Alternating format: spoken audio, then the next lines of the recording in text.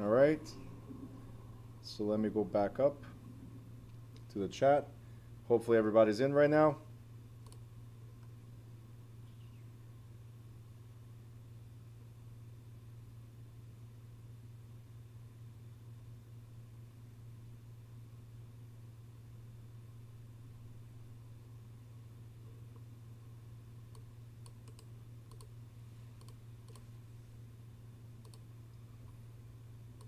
Let's go back to the chat.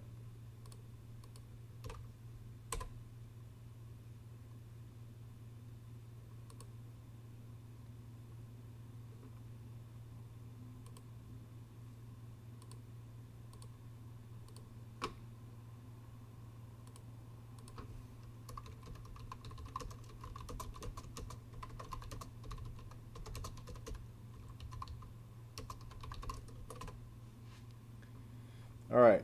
So back in the chat, this is where we were. Chat says you have to expressly state if it is a JT or not, correct? So in theory, this would be a tick. Oh, so you're saying, what I was saying here, chat, and for Daphne and everybody else, if the question does not specify that they chose something other than a tick, then automatically it is a tick. Yes, so chat is correct. If it doesn't expressly state that it's something other than the tick, then automatically a tick, no matter what. If the answer to the question was JT, then that means somewhere in the question mentioned, so definitely take the screenshot as we said. In the question it should mention that they have a right of survivorship, or they have to have 4 unities. Something else was there. Okay, Daphne? So if it doesn't say anything else, then again, send me the picture and I'll see what it was and I'll correct it whenever you find it, okay? All right, cool. Everybody ready to rock and roll? Chapter 9? Okay, it's my favorite chapter. Not, right? It's like for me, it's one of the worst chapters to teach because there's not many examples I can give. We're going to be talking about environmental protection and stuff like that. How much examples of mold can I give you? Or asbestos, or radon, or carbon monoxide. There's no examples, right? So what's going to happen is the first half of this chapter is easy to go through. The second half, it's even easier because it's just showing you the highlights and giving you a few pointers. That's all I'm going to do there, okay? All right, so land use regulations and environmental issues. First of all, we start with the private land use controls, right? Now, under private land use controls, there's a few things you have to pay attention to. If it says private, then automatically we're looking at private parties, not governments. And what kind of restriction can we do privately? Remember we talked about, so this is a quick recap, we talked about fee determinable, meaning you own, but with a condition. We talked about life estate, that means you own, but with a condition that it's based on your life or somebody else's life, right? So here we're saying, if it's a private control, right, then obviously it's something that's in the deed itself. Or, as we covered on Friday, we talked about condos and co-ops. You might not be able to change the exterior of your property, change the way the color of the doors, park certain cars in front of your house if it's a condominium, right? So these are restrictions that are placed by private parties in the deed. So every time you see private, think of deed restrictions. Every time you see deed restrictions, they are private, meaning it's not the government. There might be a question in the school or state exam, right, that say which one of these is placed by private parties. And it gives you a few examples. And a lot of people, and I'm not saying that the majority, but a lot of people think of municipal because it's a restriction. They think municipal right away, or government because it's a restriction. No. Private equals deed, and deed equals private restrictions between the seller and the buyer. That's an agreement between the seller and the buyer. as we talked in chapter 6 and 7 under estates, and then estates and interests, and we talked about it also in forms of ownership. Okay.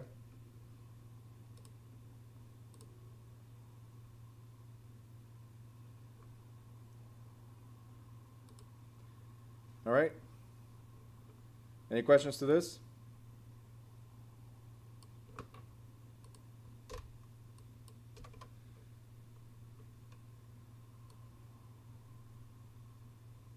Let me just reshare the link for those in the group. There you go. All right.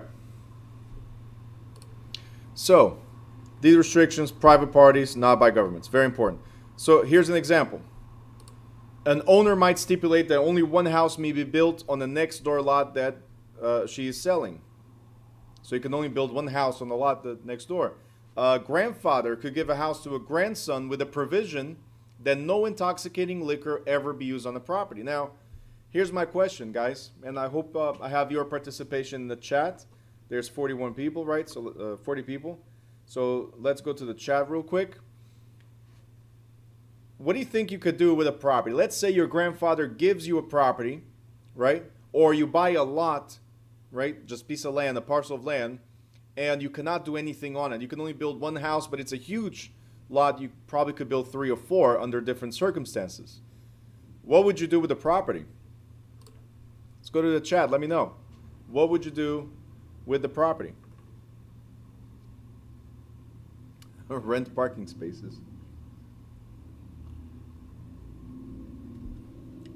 Duplex becomes 2 houses, Geraldine. Farm it. Okay, cool. So let's go back to the grandfather. It's probably the easiest one for me to address.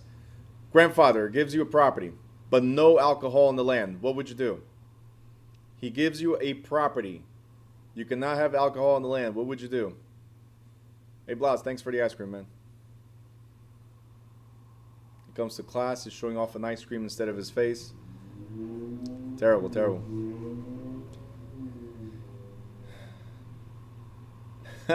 Sell it and buy a building. Daphne says no alcohol on the land. Sell it. Make it a church. What? Churches don't drink? Use it and not drink. Not really sure. I want to drink on the sidewalk, Joseph. There you go.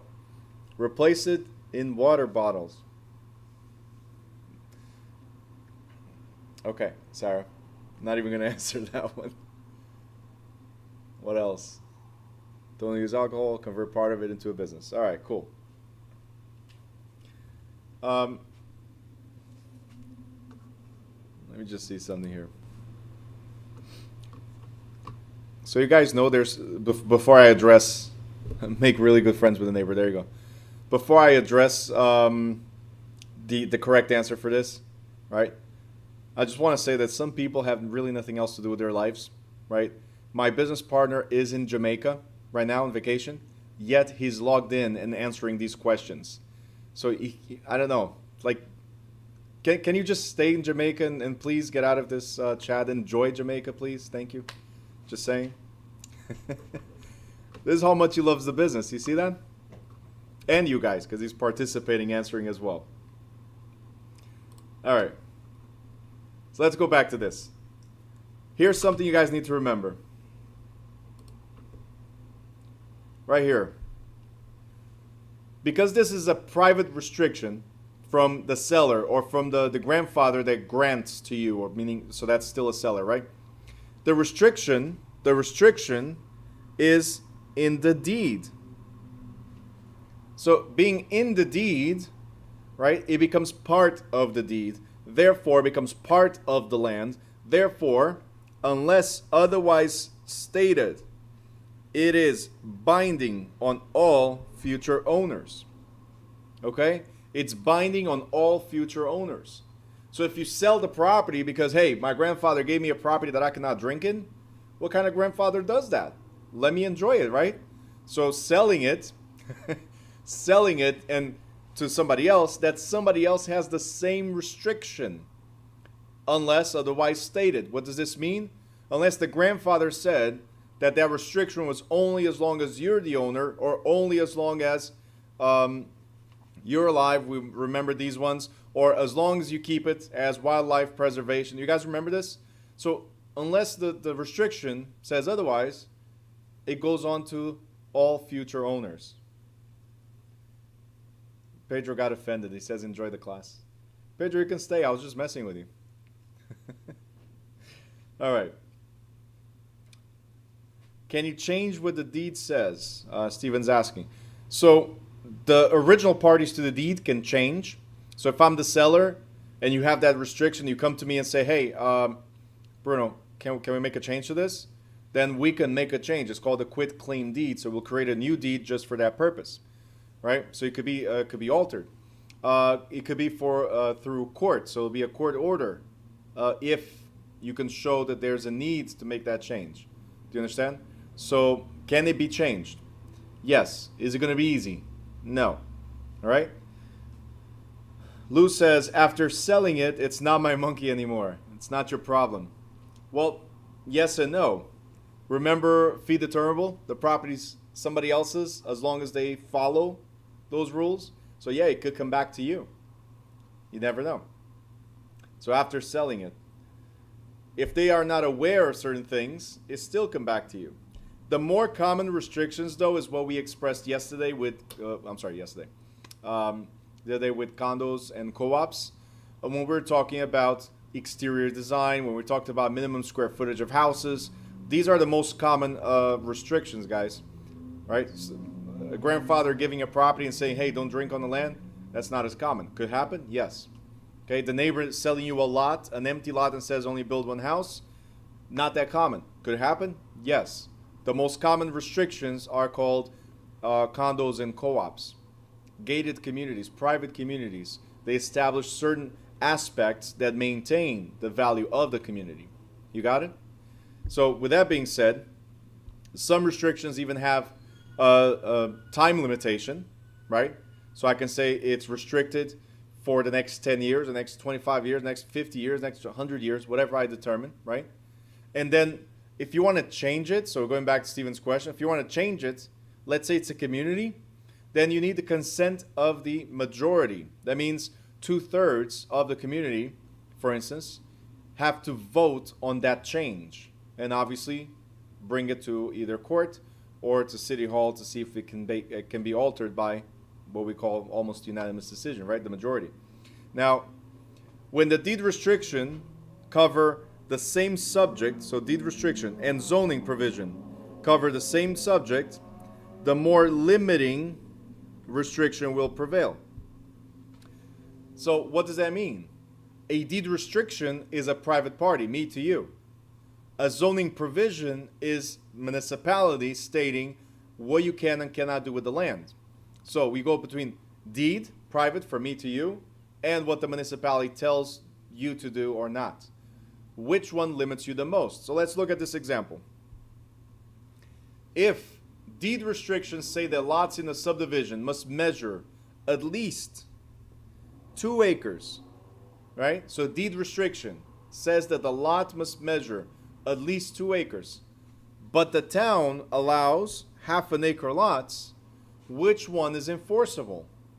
The one that limits you the most. And which one limits you the most? It's the deed restriction. Limits you the most. Why? Very simple. Because if we have here, I bought this piece of land and then I divide it, right? And I say that each lot here is 2+ acres, right? And so on. Each one of these is 2+ acres. And so let's say this is hold on. Let's say this right here is the road. So we're going to call it Main Street, right? And these lots on this side, they are covered by a zoning provision that say 1/2 acre is okay. So these are all 1/2 acre, as an example. So just by crossing the street, we're in a different subdivision. Do you see what I'm saying? The question is, this was established by the subdivider, and this was established by the town. So the subdivider, when they put their plans for approval with the town, they said that this subdivision would be 2+ acres each lot. Are you guys paying attention? 2+ acres each lot. Okay?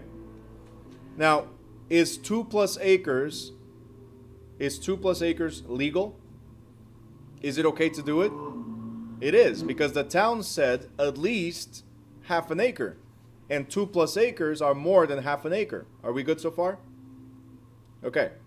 So that means when I presented, let's say I'm the subdivider, when I presented my plans to the town, I said, this is what I want to do. I got a stamp of approval, and boom, I built this subdivision right here.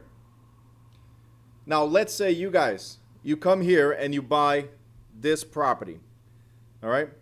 And you're thinking to yourselves, well, if the town says half an acre, then what can I do? I can divide this into 4 because these are 2 acres, right? So I can divide it into 4. That means I can build 1 house, 2 houses, 3 houses, 4 houses, and make way more money with this lot. See, everybody here only has 1 house per lot.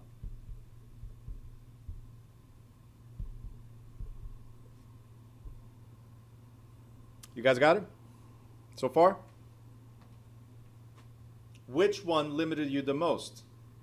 It's still this one. In fact, these neighbors right here, so lot 1, 2, 3, and 4, can tell lot 5 to knock all these down.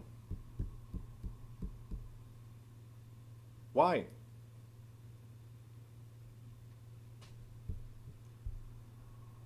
Right here. It says the most limiting restriction will prevail. Therefore, the neighbors or the original subdivider may enforce deed restrictions through court action. They can ask you to knock it down. Throw me some questions.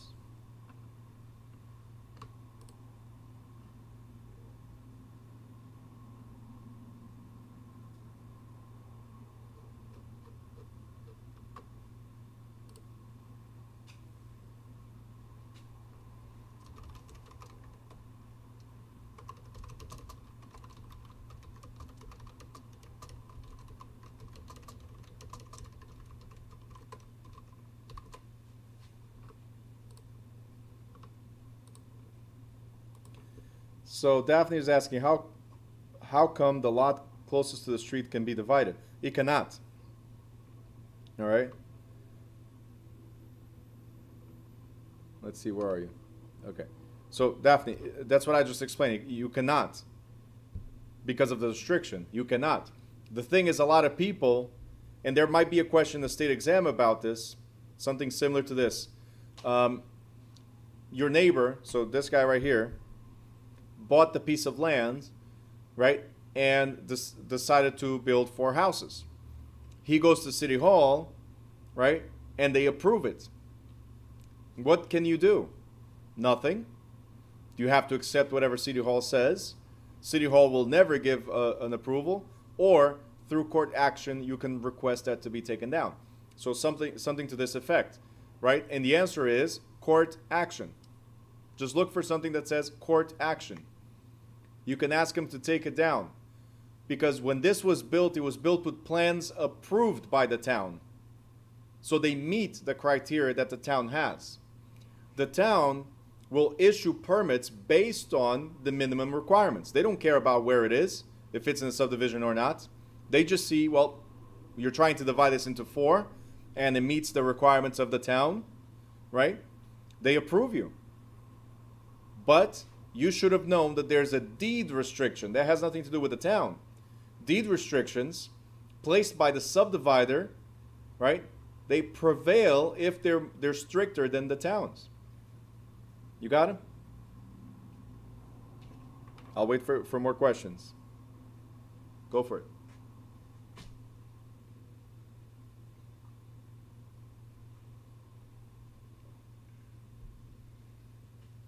Perla, you don't get double the hours. You already know this, right? Being logged in twice, you don't get double.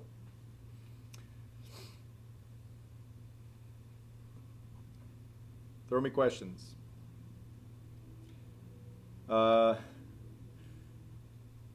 Daphne's asking, how would the buyer know about the deed restrictions?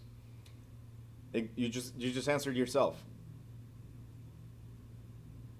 Deed restrictions.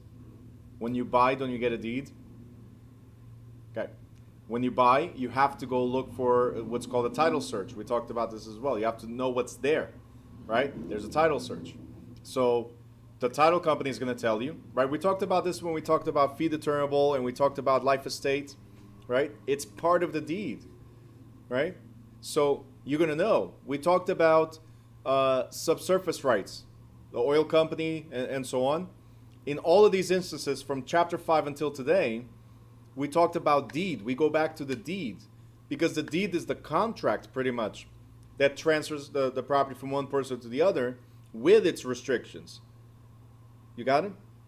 The deed, whatever is on the deed is whatever goes in the real estate contract. So it's part of it.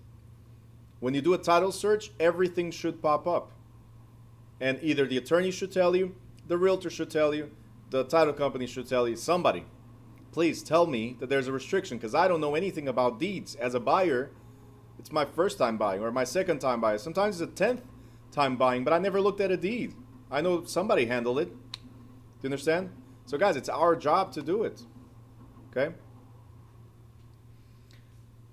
Let me go back to the chat because it's important. Let's see. Mina Youssef, yep, it's all about the deed. Next, wouldn't the title company and attorney know? Yep, so I just answered that. You should have all this stuff. Perla just asks, is that like a Carfax report? So the title search, yeah, you can think about it as a Carfax report. The only thing that's not there, so it shows title, but it doesn't who the previous owner was and all that stuff, but it does not show accidents. We're going to talk about it. We talked about it in chapter 3. That there's another one for the actual accidents or claims. But Carfax report, similar to that. Title is similar to that. Everything should pop up. All the restrictions should pop up in the title search. Absolutely. Okay?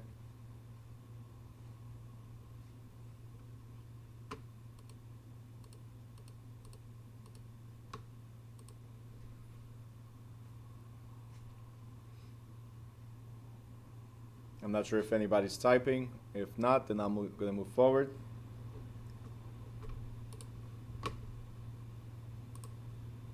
All right. Nobody. Okay, cool.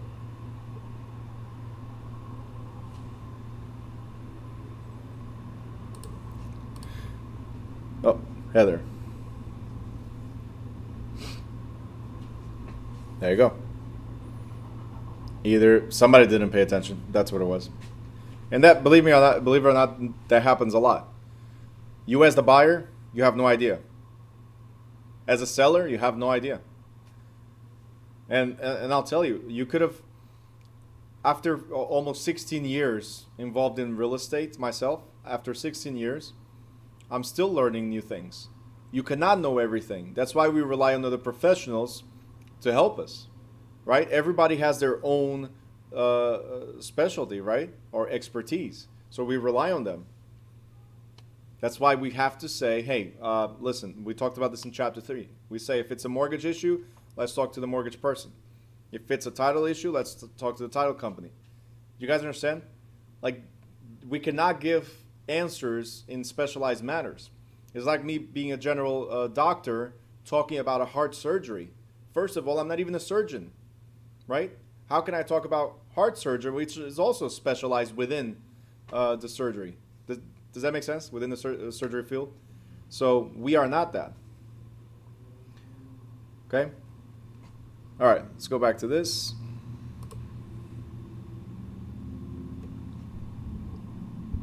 Cool.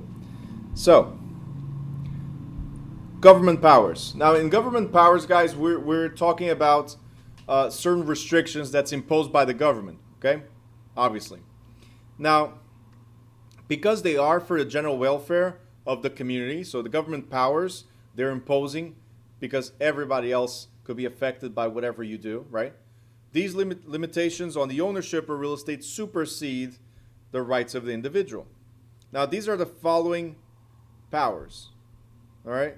Now, police power, which is the first one, we're not talking about the cops, the people that are on the streets giving you tickets or arresting your stuff. We're talking about police power. We're talking about a set of rules and regulations that exist that's supposed to benefit the community, right? So, the police power is the power vested in the state to establish legislation to preserve order, to protect the public, health and safety, and also to promote the general welfare. Now, this power is trickled down to the municipalities, right? So, the use and enjoyment of a property,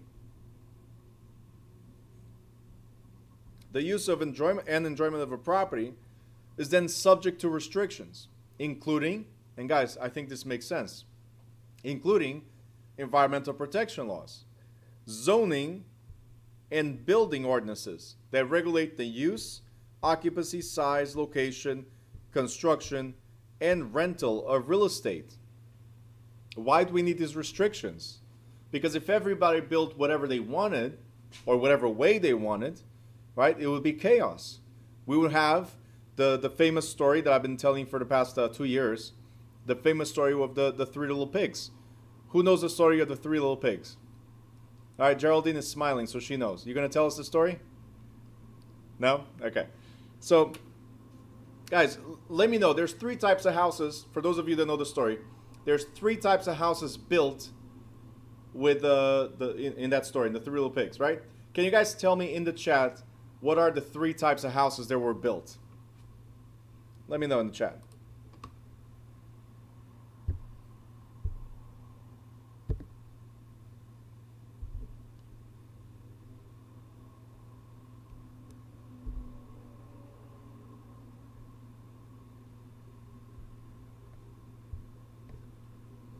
Yep. There you go.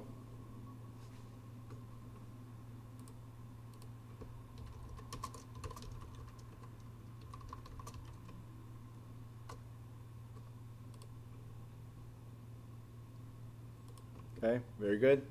All right. Straw, let's put it in order. Straw, woods, and brick.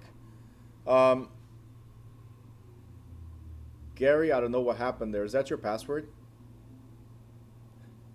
That looks like a password, right? You guys already know his email is, and then the password is. All right. This almost looked like that lady on TV that showed Trump's routing and account number on the check. That's awesome, guys. Take advantage now. This is the way to do it. So why am I talking about the 3 little pigs? If you guys remember, and if you guys look, everything we have here, straw, wood, and then the brick, right? You guys know that what happened is they decided to do what three pigs decided to do whatever they wanted. One says my house is better than the other, always, right? Because we have something. I don't know if you guys ever learned about this, if you ever felt this. What's the word? Pride. My way is the best way. Everything else is the highway, right? Get out, right? So that's what it is. My house was the best. So the straw house was the cheapest one, and it was the best one, right? And here comes the wolf, and what happens? Blows the house away, right? Or if you light a match, you know what happens. Here comes the wood house. No, mine is the best one. Straw, of course that would happen.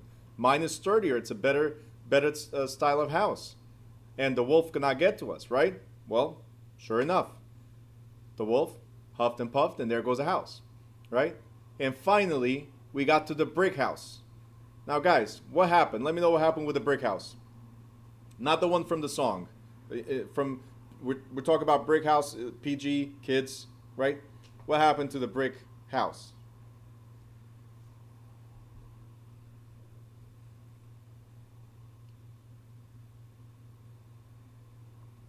The best house. Very good. The wolf could not blow it down. Absolutely. Now, why, again, do I bring the Three Little Pigs story? It's useful for everything in life. Without a proper foundation, without a proper structure, it's going to fall down. You guys got it?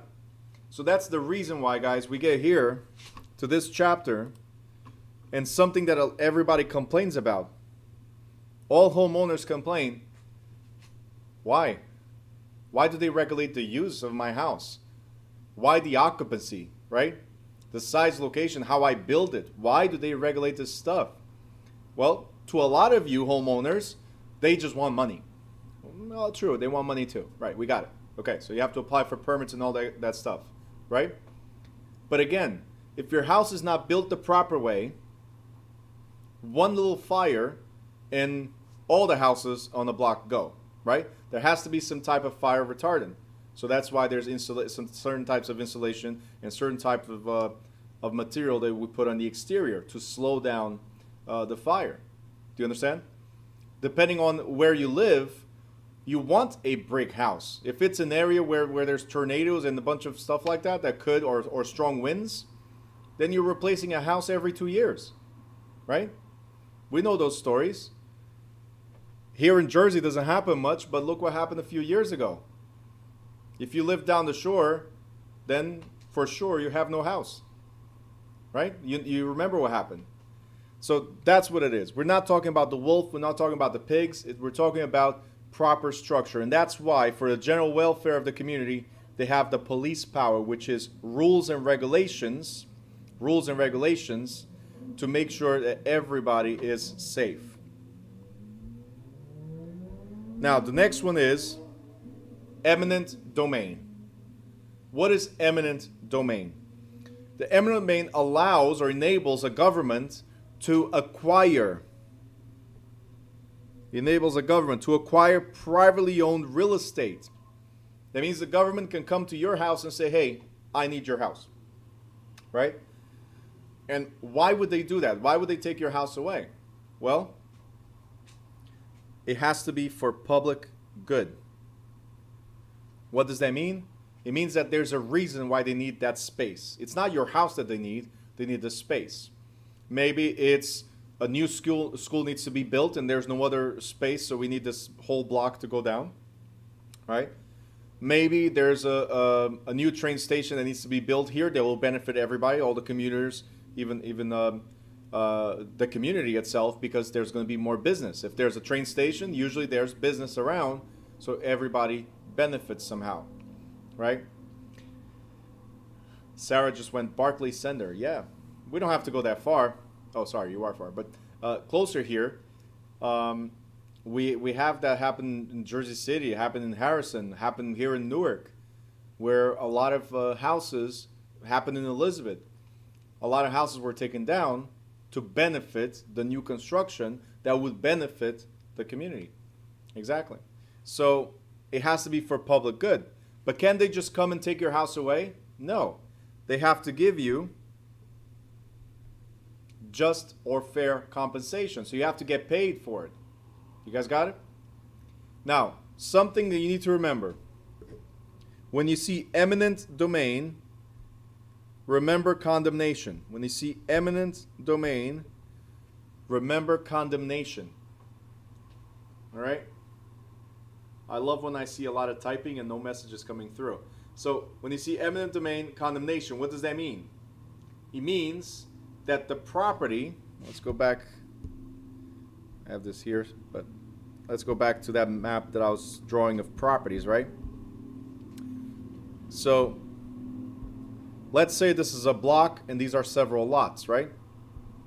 Condemnation simply means I need these houses. So there's an X on them.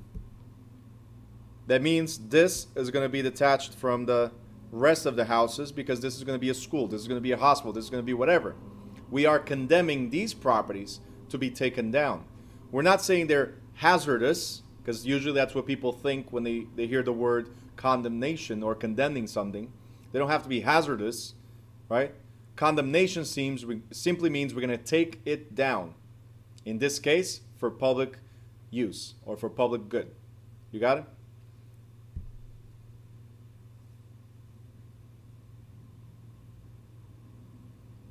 Inverse means opposite of not getting paid. What, the just compensation?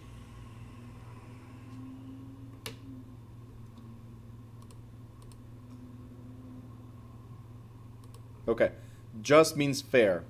That means they're not going to give you the full value that you expect, but going to give you a reasonable value. And you can fight it. In fact, it says right here, you can go to Superior Court if you want. And if you're still not happy, you can keep on pushing up. Right? The thing is, you're going to waste money, and most likely you're not going to win. That's the bottom line. So take whatever they're giving it. Abanub Roads. Can neighbors take court action for the house not to go down? Again, this is against the government. Can you take court action? I just read that. Yep, you could take court action. Will you win? So I'm addressing both of you at the same time. Will you win? There's a high probability that you won't for several reasons. One is called bullying. They have attorneys and attorneys and attorneys and attorneys while you have one attorney. Or maybe an attorney that doesn't care, just cares about your money and not winning the case, which happens. So that's what the banks do as well. They bully you. That's why foreclosures happen. They shouldn't happen, but they happen. A lot of them. You will get paid, guys. That's not the question. You will get paid. That's not the question. Will you get full value? That's the problem. You get fair compensation or just compensation. Fair. All right. Gil just wrote, it's hard. They built a warehouse across the street and we fought like hell and still lost. That's exactly what I'm saying. Sometimes, look, I can tell you here in Harrison, a few years back, before all these new buildings went up, there's a lot of businesses and there's a lot of houses and there's a big business that I can tell you that he got relocated to Lyndhurst. But he fought like hell. And he got some type of compensation because that move affected his income, right? But he had attorneys and he had people in the city, so it was a lot easier for him to make his statement and get something, right? Instead of just letting it go. The majority of the people that go through eminent domain, right? The majority of the people, they want to fight, but they don't have the resources to fight. So a lot of them just gave up. Okay, Talia just asked, what do you mean by fair? I'll go with Gil on this one. It's a nice way to look at it. If you know what the difference is between selling your cart private or selling it back to a dealer, like trading it in, if you know the difference between these two, you'll understand what book value is. And that's what you'll get for the property. So I want to sell for $1 million, but whatever they look as book value, that car is only worth $700,000, and it'll give you that as an offer. Okay? Talia, yes, it's unfair to a certain extent, but it's something that's going to benefit the community. So you have to understand how business works and how the governments work and all that stuff. Some have to lose in order for everybody to win, right? In the larger scale, look at what's happening now. A lot of people are losing in order for everybody to win. I'm not saying that that's fair, and I'm not saying that it has to be like this, but that's the way government runs. Some have to lose, or they're okay with certain numbers because the majority will win. You see what I'm saying? They're okay with certain losses because the majority will win. You guys understood that? I'm not okay with any loss, and that's why it's difficult for me to get involved in stocks, for instance. I'm not okay with any loss, right? When people tell me, hey, just cut your losses short and move on to the next stock, I can't. When I get into real estate, I always make money in the real estate transaction, always. Might be just a little bit, but I always make money, right? When it comes to stock and I see that I just lost money, I panic, right? And that's the way the government goes. You guys got it? Government power, public good. That's how it is. Speaking of that, since some of you are already happy with this one, right here.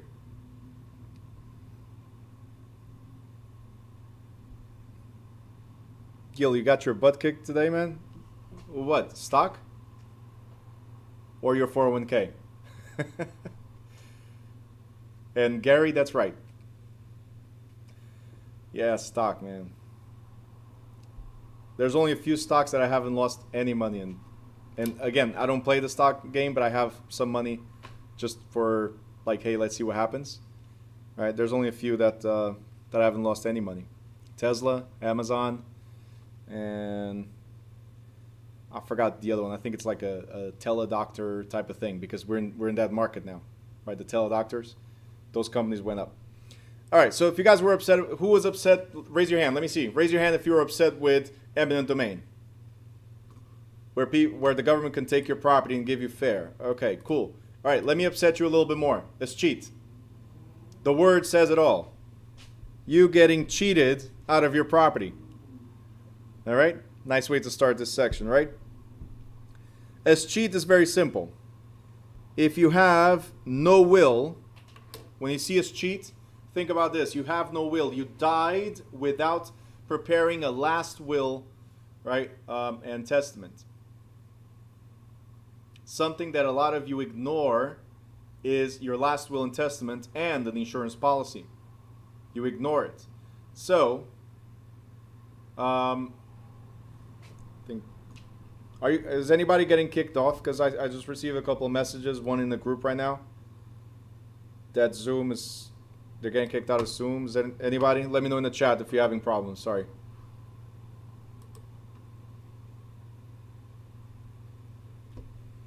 Okay, I guess it's just one person. All right, so let's go back to this. Let's say you die without a will. What is a will? A will is very simple. It's where you prepare a document that says, when I die, all my assets go to my children, or not my children, go to a corporation, or not to the corporation, they go to whoever we determine. See, the will is my will, right? But if you don't have a will, then there's something called law of descent and distribution. That means the state determines who gets what. Okay, so they have rules. We're going to talk about that in chapter 20, and they determine who gets what, right? How this is going to be distributed. So, if you die without a will, that means you did not appoint somebody to execute your will. That's called the executor, right? Then the government determines who gets the assets. If nobody claims those assets, what will the government do? They will sell the real estate, and then the money escheats or reverts to the state. That means they keep your assets. They keep your money. Is that what you guys want? I don't know which one is best, if it's eminent domain or escheat, but government takes over. All right, Riley says it's very static, like cutting in and out. Yanessa says she got kicked out also, but good now.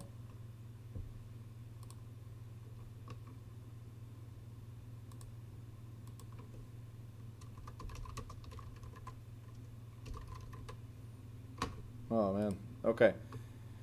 Guys, I don't know. It's I've had problems with Zoom in the past, previous classes, and still looking for good alternatives. Unfortunately, it's very difficult. There's always something happens. So I don't know if it's Zoom for you guys, or if it's the ones that are having issues, staticky and all that. I don't know if it's internet on your side or if it's internet on my side.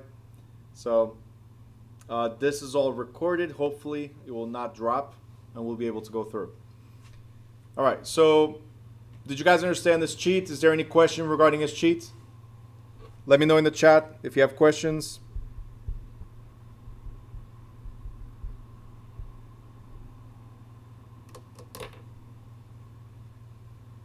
Carlos, you having a problem too? No? Okay. I just saw your message. All right, this is going to be in chapter 20. We're going to go in detail on this. And the very last one is taxation. Guys, we went over taxation. That was chapter 8. So I want you guys to go and write this. This is the government powers. Pete. It's police power, eminent domain, taxation, and escheat. These are the 4 powers we just went over.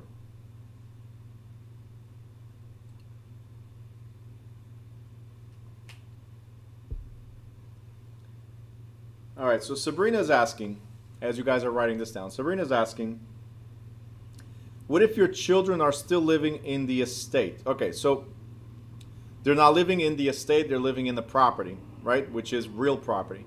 Part of your estate. Because estate means assets, means everything you own, okay? So I just want to clarify that. If they're still living in a property that was owned by you, then obviously there is somebody to take care of them. If there's nobody to take care of them, then the court will appoint somebody, a guardian, right? Either by putting them in a house, right, where they'll be taken care, or somebody to go to the house depending on the age of the children. Let's say somebody's about to turn 18, so there's no point in putting them in a separate house. But there's a lot of issues with that when it's minors. That's why a will is so important. That's why insurance is so important, especially when there are minors. It's already important when there's husband and wife or just significant others, and both of you have expenses together.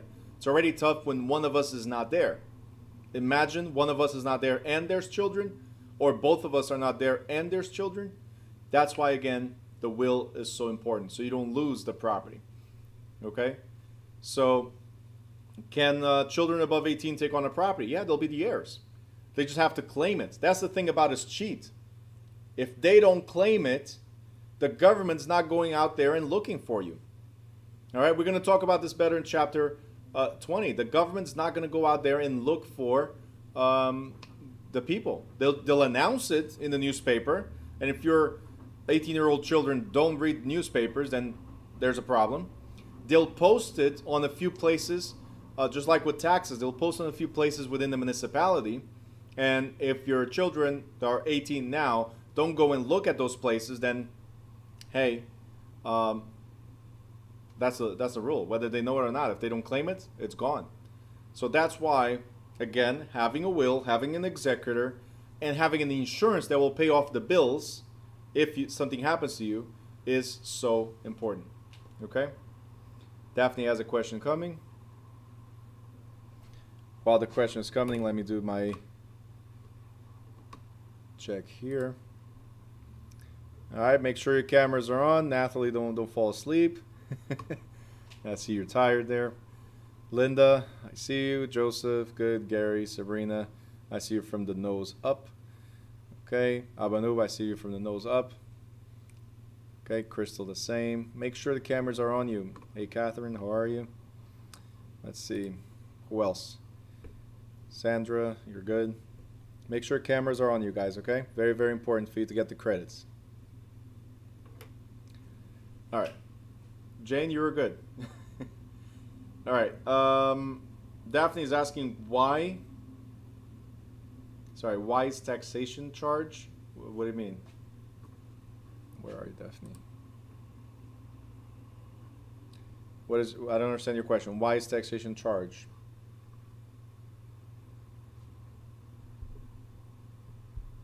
You're talking about taxation is a charge? Why is it a charge? That's what you're asking?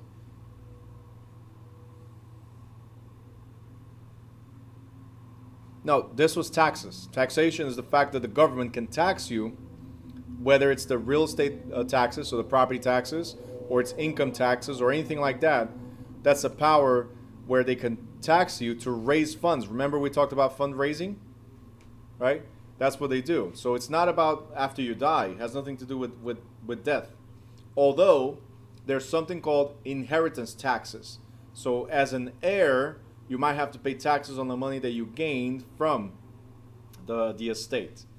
So another reason why estate planning is so important. Because after paying inheritance taxes, you might find yourself with half of whatever was there. So depending on the values and depending on the states. Okay? Each state has different rules. You got it, Daphne? Okay, good. All right, so with that being said, we're going to go into, wait, Heather has a question.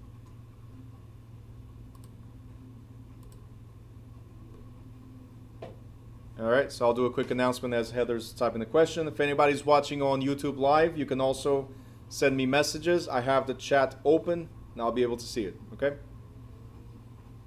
There's just like a 5-second delay or something.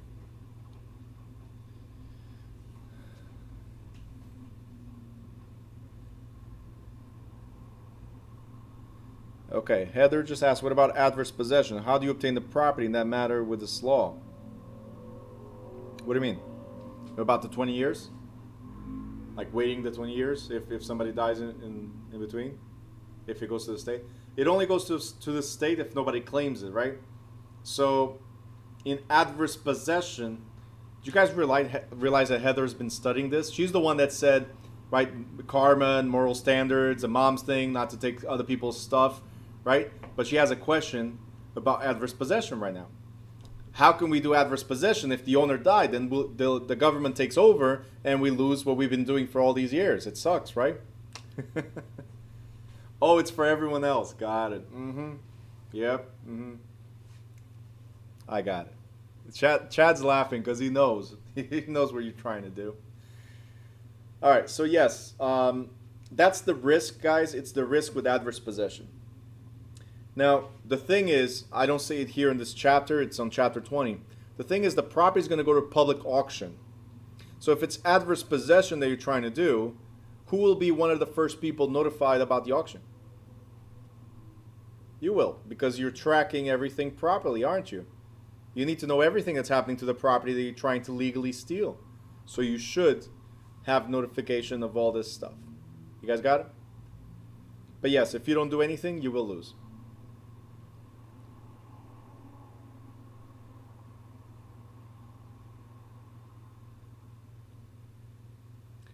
All right, just received messages on WhatsApp group. Peter and Abanub also got disconnected. They got kicked out of Zoom. They're trying to reconnect. I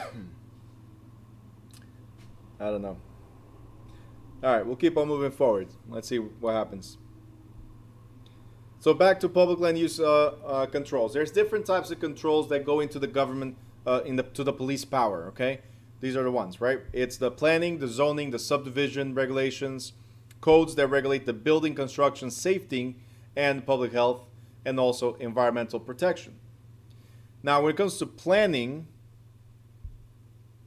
I want you guys to tell me in the chat real quick, what does it mean to plan, or why do we plan? What is the purpose of planning? Let me know in the chat. What is the purpose of planning?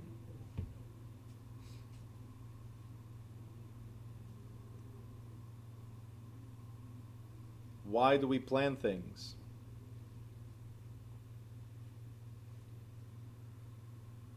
And why start now? To be ready, to have an end result or goal. Everyone is reading. Okay, to provide, they're reading to figure out what planning is? Okay, no, forget real estate. Forget real estate altogether. Why do we plan stuff? Okay, Stephen, planning helps you figure out how to lay out a house in order to achieve, forget real estate.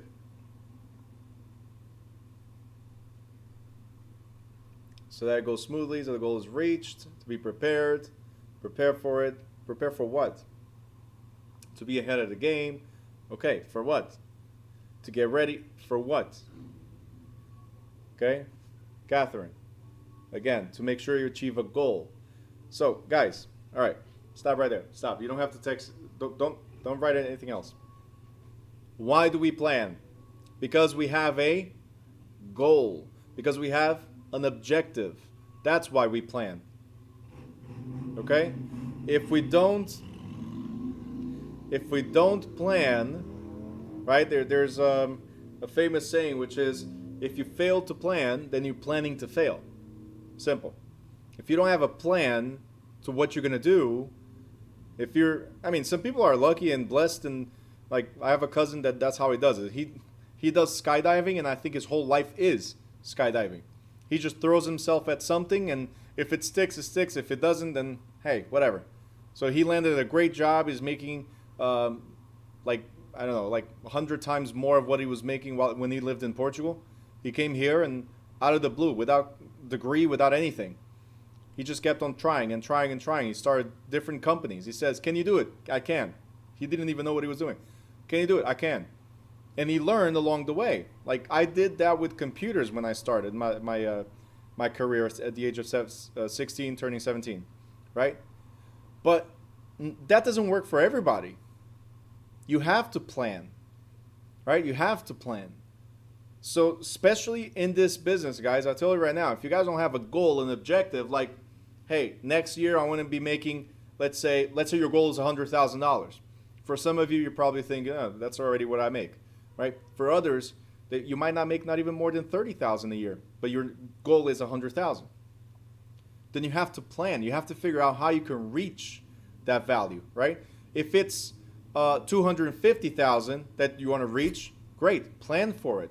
If it's $500,000 you want to reach, plan for it. There has to be a way to get there, a goal. It's not like, hey, let's see what happens. I got my license. Let's see if deals fall through. No, you have to go and get it. And how are you going to do it, right? Does that make sense so far? So you have to have what's important, a goal to succeed. Now, Heather, for us, that's what it is. For him, it's literally how he goes about his life. If it happens, it happens. If it doesn't, it doesn't. And he landed a job where he's making almost $60 an hour, plus a bunch of other benefits, right? And he just said he never going to be a parent. Now he has a baby. This is all in a matter of a year, by the way. Now he has a baby. Now he got married. Now he's about to become legally documented. Like, everything is happening now while he's the foreman of a company. So I'm just saying, like, that's how his lifestyle is. So let me hold on. Let me see if I can scratch this out of here real quick. Okay. All right.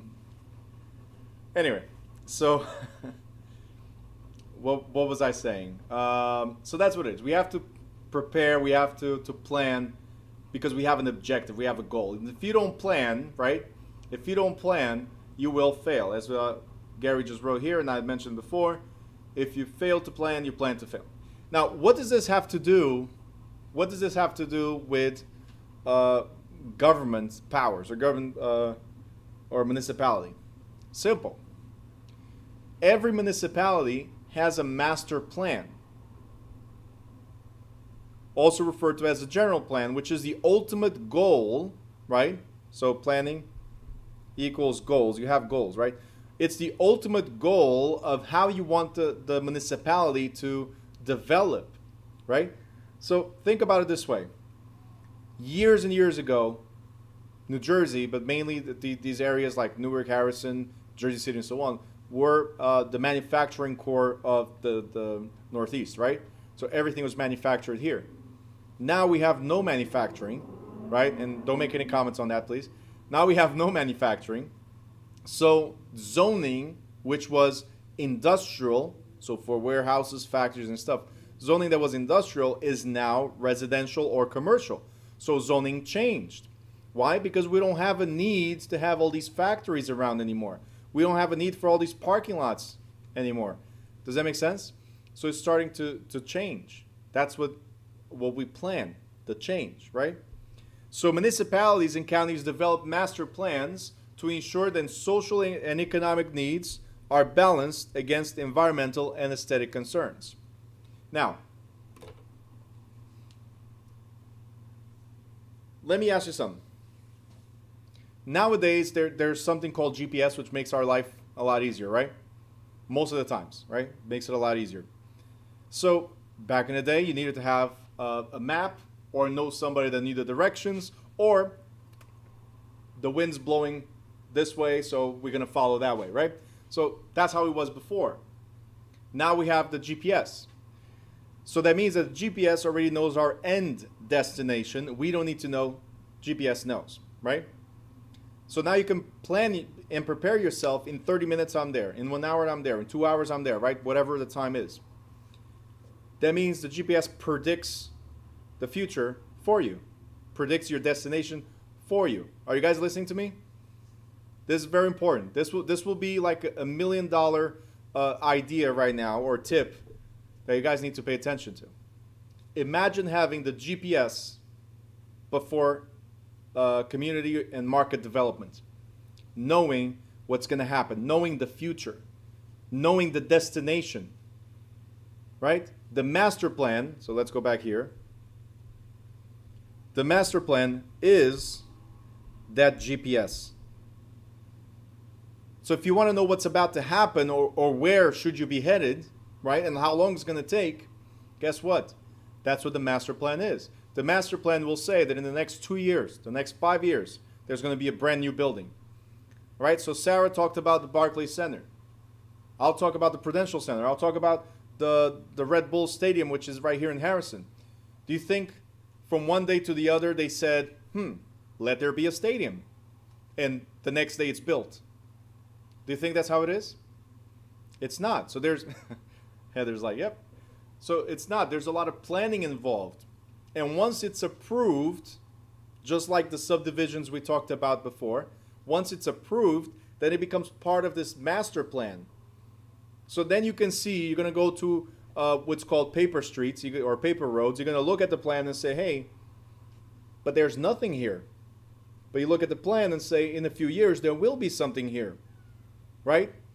These houses are going to get knocked down. This factory is going to get knocked down. There's going to be a skyscraper. There's going to be a new stadium. It's going to be whatever, a new school. Having that in your pocket, in your back pocket as something, as a tool, is probably the best thing you can have. Gary just wrote, like a blueprint. Yes. Right? Because that's what it is. The blueprint shows you what you need to do to get to your goal. The goal is once you build it. The blueprint is just a dream, right? Just a map. So it is exactly that, okay? So guys, I recommend this in every class for the past 4 years. I only learned about master planning, right, and the general plan. I only learned about that when the Red Bulls told me. So a few years ago, my dad and I had a company, and we were involved with the Red Bulls, and they told us that they were moving to Harrison, right? And we're like, but where in Harrison? There's no space, right? And they said, no, they're going to knock this down and they're going to build a bunch of stuff around. I'm like, how'd you guys know this? And they mentioned master plan. So then my dad and I started searching on master plans, and that's when I started collecting different master plans. We know the whole thing happening around the Hudson River. I mean, there's so many things happening still that you guys won't even believe. So very, very, very important. Get the master plan. Chad wrote, I wish, and then planning and zoning commissions will lead you there. Absolutely. Guys, just go get the master plan. That's the thing. And when you go get it, by the way, you can get it online if you want. I still recommend go directly there. Get to know the people. Get to know the leaders in your market. And the leaders are the people at City Hall. I'll tell you that because you can have a mayor. That's fine. But when you need a paper about the block and lot, it's not the mayor that's going to give to you. So very, very important. Realtors, now I'm talking to you even though you're not licensed yet. Realtors, get to know the people in your market. Get to know everybody at City Hall. You're going to need them. Get to be nice to them. Bring them coffee for no reason. Hey, today is coffee day. I'm bringing for everybody. All right? It's not a bribe if you don't do it with any type of exchange. Okay? It's just good intentions. Thank you for your help. You got it? But get to know them and say, hey, I'm going to be a realtor, or I'm a realtor. I'm new, and I want to make sure I make your life easier by not coming here a million times. So would it be okay for me to ask you a few questions? If they have the time, they'll tell you, right? And they'll guide you. Some of them, I'll tell you right now, they might be nasty to you. It happens depending on how their day is. That's the same way we have bad days, right? But the majority of them, if you approach them this way, majority of them will help you. I've gotten information from City Hall here in Newark that some of my agents haven't been able to get. People call me sometimes about Newark just for me to get information. Because I get there and, hey, sometimes I don't even have to go there. I just call and I get the info. All right? So it's very important. How you treat people, right, is how you're going to be treated. Granted, sometimes you get treated in a different way because it's just, again, like I said, the way the day's going for those people. Or the previous customer was one of those customers you guys know about, right?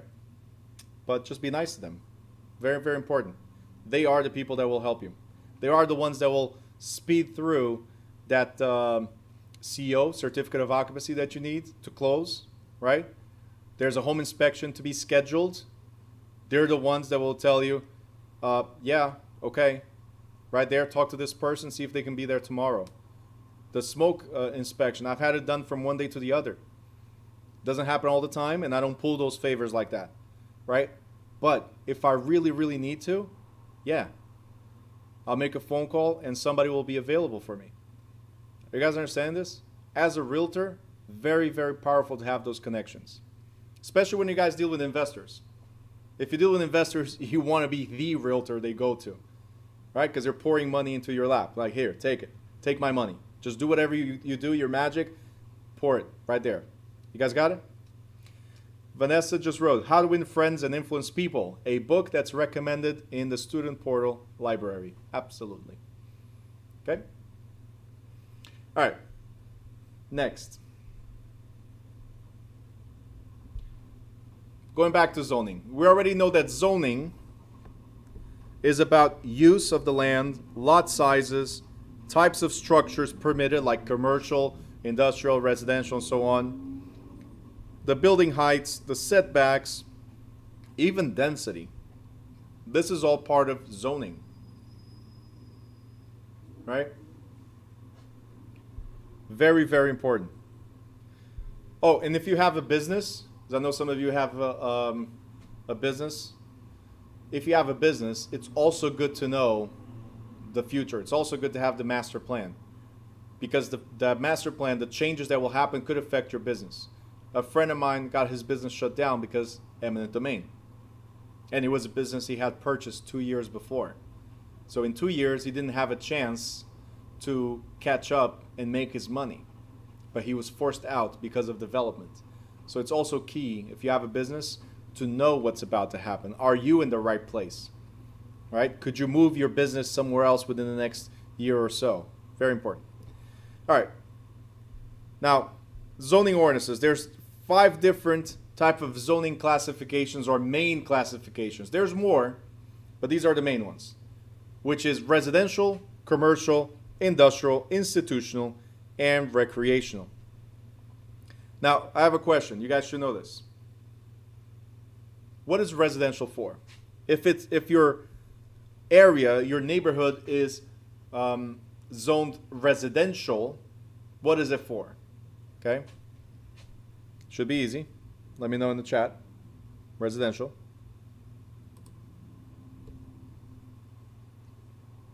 Daphne, yes. City Hall, or you can get it online as well. So yes, for homes, residences. Correct. What about commercial, guys? What is commercial for?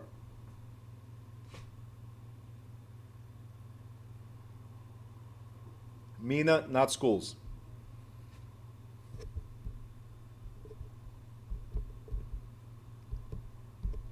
Okay. What about industrial? Industrial. What is industrial for? Factories. Absolutely. Warehouses, manufacturing. Okay.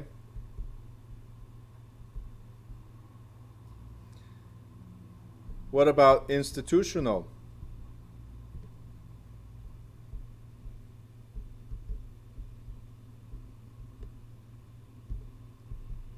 Now it's schools, hospitals, and so on. Okay? And finally, recreational.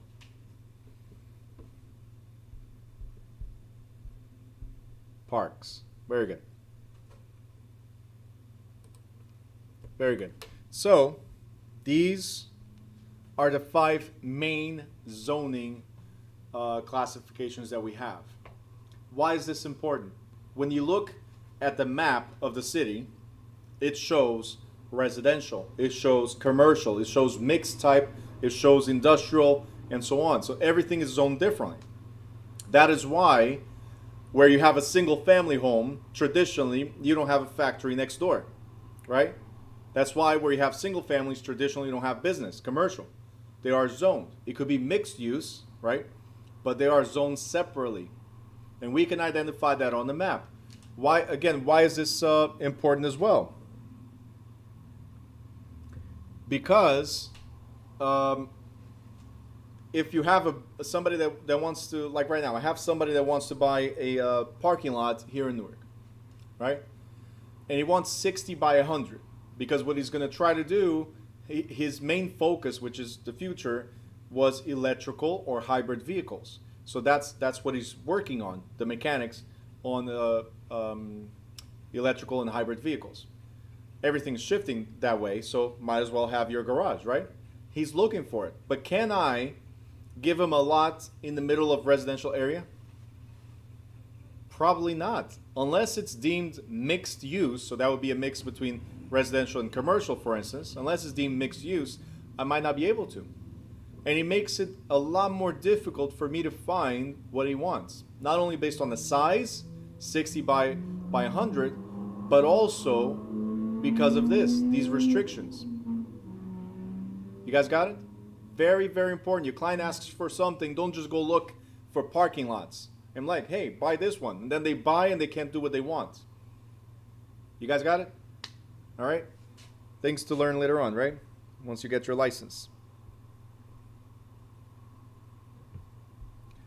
Next, on the right-hand side on top, we have something called exclusionary zoning.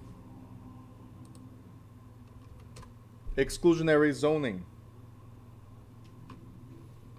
What is exclusionary zoning? Those of you that did chapter 4 should know by now. What is exclusionary zoning?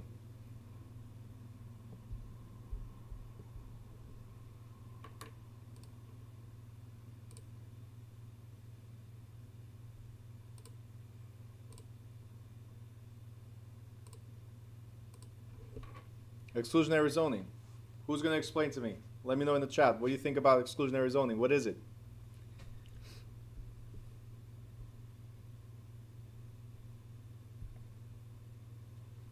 Illegal. Perfect answer. Thank you, Daphne.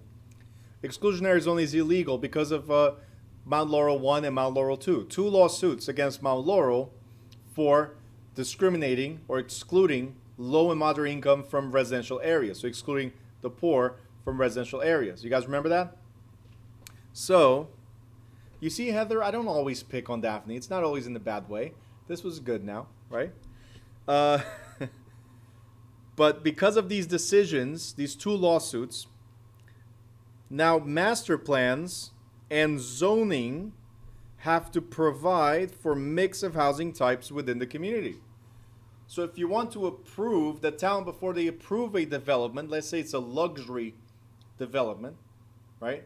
They have to see if the town already has their fair share of low and moderate income housing. And that is why Newark, Edgewater, and a few other towns recently got sued for this.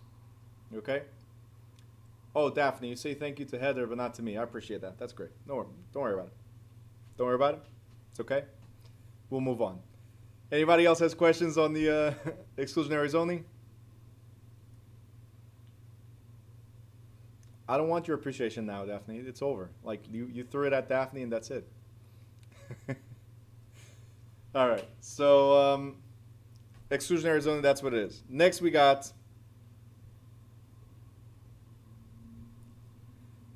Chad, you're reading this stuff, right? Does Heather know she needs my certificate to pass? Like, to go forward, to move forward? I'm just saying. Non-conforming use. What is non-conforming? Well, the word conforming means according to guidelines, according to standards, according to what's socially acceptable. For instance, what it's a standard, right? What we go with. So that's conforming. If it's non-conforming, then it's something that's against the norm, against the standards, against the guidelines. Does that make sense? So here, because we're talking about zoning, something that's non-conforming is something that's not according to the current zoning. So a frequent occurrence is a building that does not conform with the zoning use because it was erected or raised before the enactment of the zoning law. Such a non-conforming use is allowed to continue because it's grandfathered. So think about it this way. Let's say the master plan, which we've been talking about, the master plan changes, right, from this zoning from industrial to residential. So now the zoning completely changed to residential.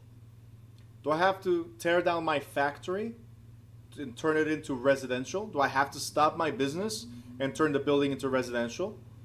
The answer is no. The non-conforming use, so against current guidelines use, is allowed to continue because it's grandfathered. If I have a 100-unit apartment building that's residential, and now the zoning changed to business, to commercial, do I have to turn this into commercial units? The answer is still no. The non-conforming use is allowed to continue because it's grandfathered. You got it? So the only time that my building has to change the zoning to the current zoning laws is if the use, right here, if the use was abandoned. So if it was abandoned, meaning I'm no longer using the building, like a lot of factories here in Newark, or how it was in Jersey City as well, right? If it's abandoned, or if the building is destroyed or torn down, you know, that insurance claim, then the new structure, I was like, the new structure must comply with current zoning ordinances. Okay? So very, very important. If it's existing at the time that the zoning changed, then it stays the way it is. If the use is abandoned, right? If the use is abandoned, so it's vacant, let's say, right? Then the next use, whoever buys the building now has to adjust to the current zoning. Again, another thing you guys need to pay attention to. Somebody wants to buy a factory, right? They want to use it as a warehouse. But then you start seeing a lot of residential around. Go check the zoning of that building. All right? If it's abandoned, go check the zoning. If the zoning changed, then you just led your client to buy a building that they cannot use for whatever the purpose was. You got it? Again, master plan will give you guys a lot of money if you have it. And it's free. Most towns give it to you for free, or they'll charge you like a nominal fee, like $5, $10, whatever. Okay? Chad, no, but homes will be more likely to bring lower tax rate at the site. As well, but here was not the factor. It was just the fact that zoning changed. Can you or can you not? Do you have to change your building or the use of your building to the new zoning? That's what it was. Heather says, this is why we see old factories turning into housing. Absolutely. I have one that I see right here from the school. It's an old factory. It was turned, the bottom is a restaurant and another business. I forgot what it was that they have there. And then on top is residential. Absolutely. All right, I see a lot of questions are coming in, so let me turn on to the chat.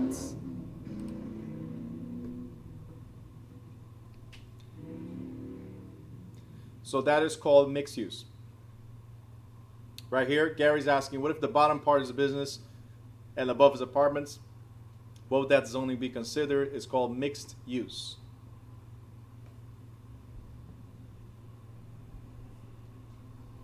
Daphne's typing something, so I'll wait. It's mixed use or also multiple use or cluster zoning.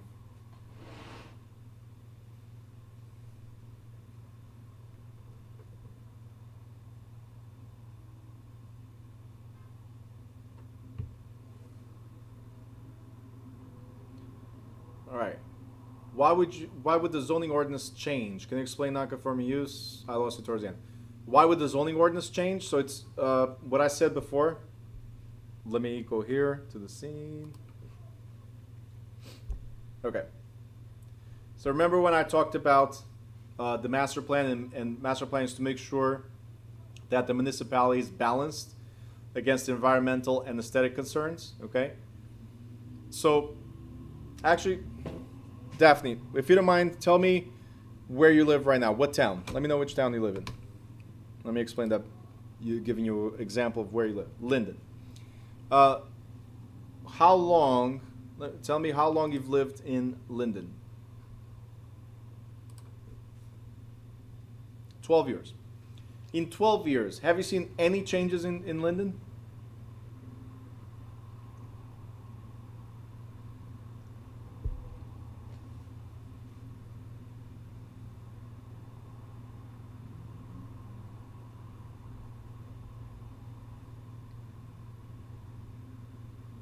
This year and last year. Okay. Gary says, hey neighbor. This year and last year.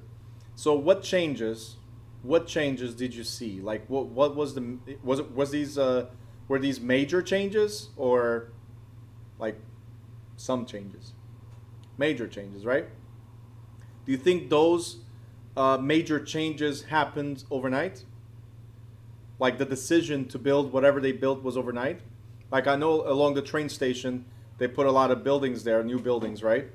But if you also see years ago, like, and if you're there for 12 years, you'll know this, around the Aviation Plaza, right, there was a lot of new construction. And across from Aviation Plaza in Linden, they tear down a huge factory that used to be there, and now it's also still warehousing, but it's a big warehousing a building that they divided into sections. Those sections are to bring more businesses, right? So there are changes being made. But what if the town, the city, like let's talk about the train station, next to the train station. There's 5 brand new huge buildings close to the train station, right? I know what I'm talking about. I've been there, right? So 5 brand new buildings, tall buildings that have been there, right? Are these residential or are these commercial? Let me know. Residential or commercial?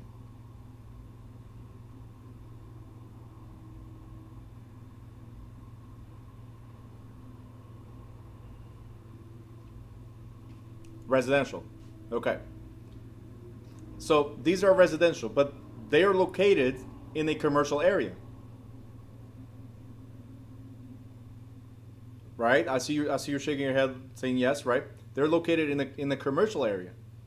So now that building is not residential. That building used to be commercial zoning, for instance, right? There's 2 buildings there that were commercial, and now they're mixed.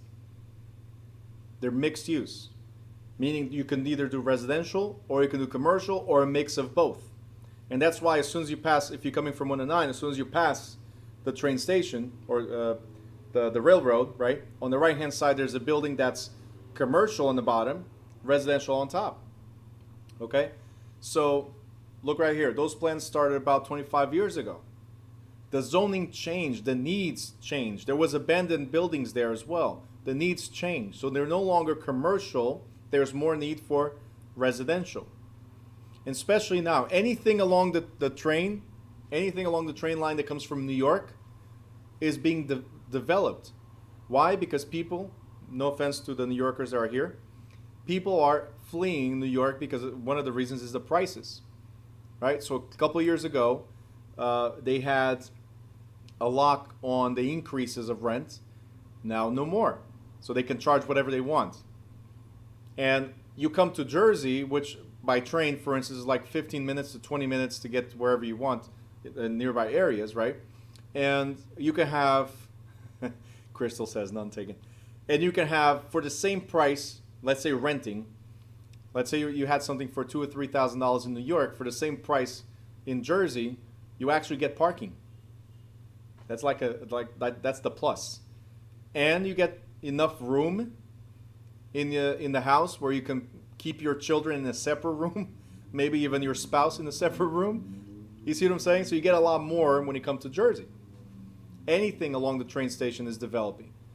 And again, these plans have been in place for a very long time, knowing what was about to happen in New York. Why do you think Jersey City developed so fast? Why do you think Newark developed so fast?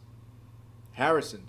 Because we knew that eventually that lock that they had, we'll talk about this in chapter 12, the lock that they had on the rentals would eventually expire and most likely not renew.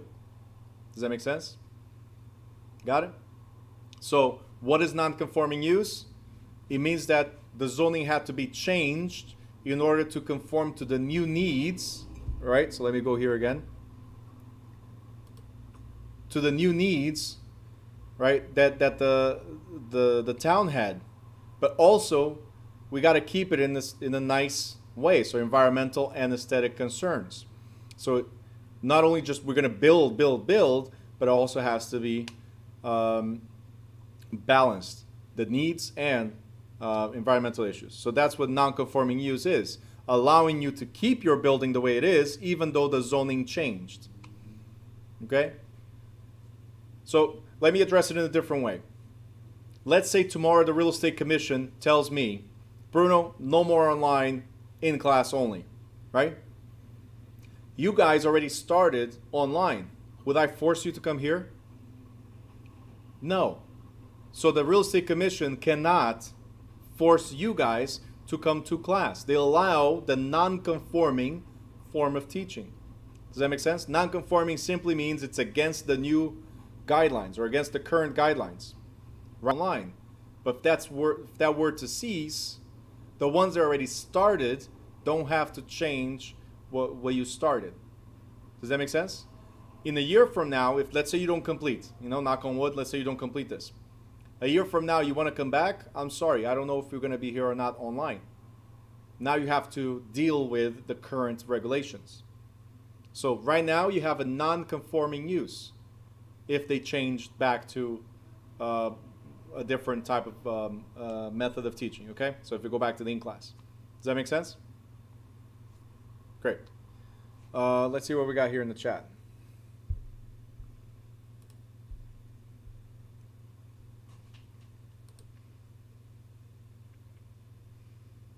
Okay, we dealt with this. Yep. Luz just said new Wawa. Hotel being built behind BJ's. A lot of stuff.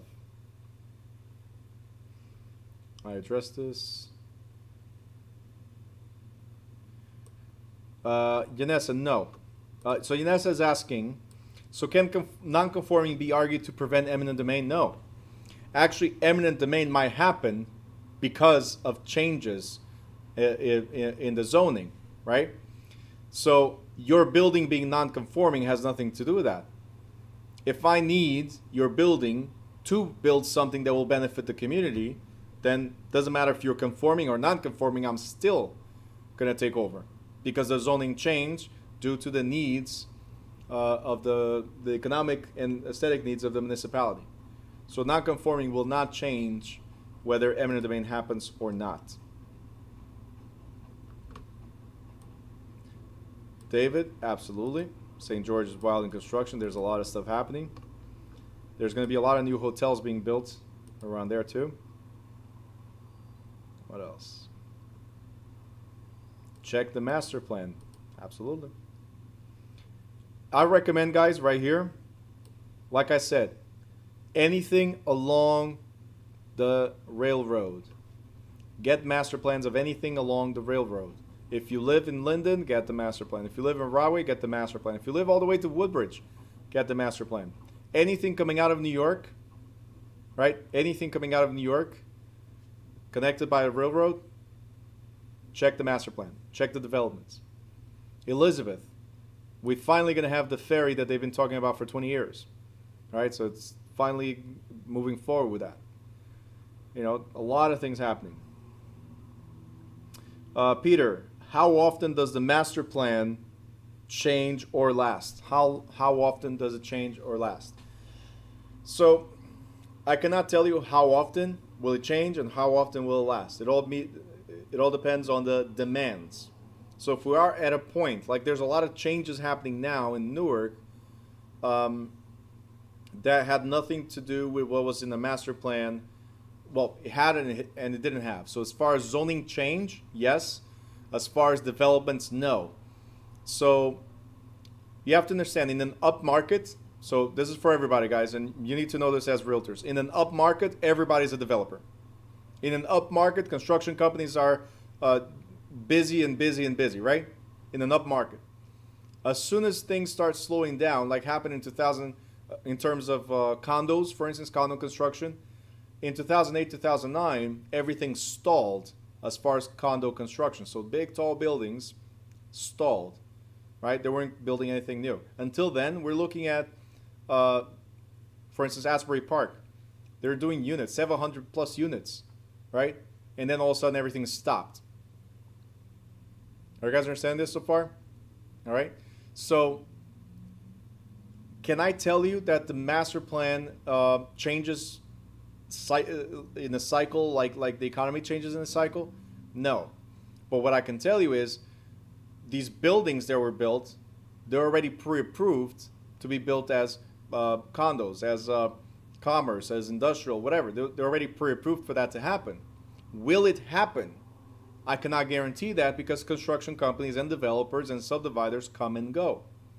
So that's why I said earlier, I said paper roads or streets. That means you look at it, there's something there, but different than what's on the map. On the map that's given to you in the master plan. Can we guarantee that what's on that map is what's going to be there? No. Has the zoning changed to allow that to happen? Yes. Can you as a developer now, so Peter, can you show up as a developer and say, hey, I know that that thing didn't happen, but here's my thing, here's my plan. Can you guys approve and slap it there? Right? That's what I'm saying. So can it change? Yes. The last change to Newark master plan was like in 2014 or 12 or 14. That was the last change, and that was amendment. It was not even a brand new master plan. It was an amendment to the master plan. You got it? So how long will it last? How often will it change? It depends on the developments happening. Some towns have a master plan for 100 years and nothing changes for like 20 or 30 years. Right? Because there's barely any development there. Okay? Ha. There you go.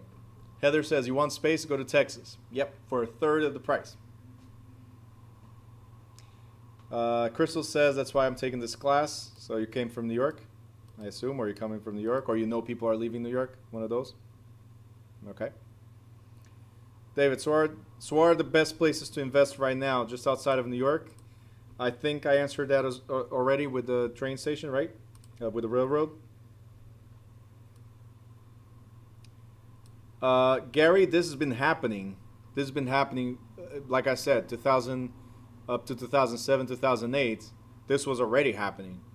And now, right? Now, because the market is the way it is and people, again, fleeing New York, right? Or even Newark, Jersey City. There's a lot of people getting out of here and going down the shore. I know that's where all the Portuguese are going. They're like down the shore. The Brazilians too. We're out. Anyway. So yeah, there's a lot of high rises happening there. Heather, 1/4 of the price. I know. I saw a property there that here would be, at least here in the area that I'm at, would be like a $1.2 million house. I saw it there for like $360. Almost the same, almost identical in terms of style, space, everything. Yep, $360,000. Yep. Crystal, you're from Queens. But Crystal, but you're moving here or are you staying there? Heather says more sales, less commission. Yep. You're staying in Queens? You're just going to take advantage of everybody leaving? You're one of those like when you work for the city, there you go. But you're one of those like when they're talking about political changes, like the new president and all that. If this guy wins, then I'm out of here, right? And there's a lot of realtors with signs. This is memes, right? If you intend to leave because of a political change, like a new president or whatever, contact me, I'll sell your house. That's what Crystal's going to do. If they leave, I'm the one that's going to represent them. There you go. All right. back to this. Now, if you're not happy with zoning changes,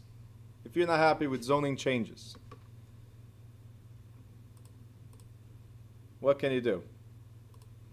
Just the same way that you can appeal taxes, if you're not happy with zoning changes, you can appeal a zoning change.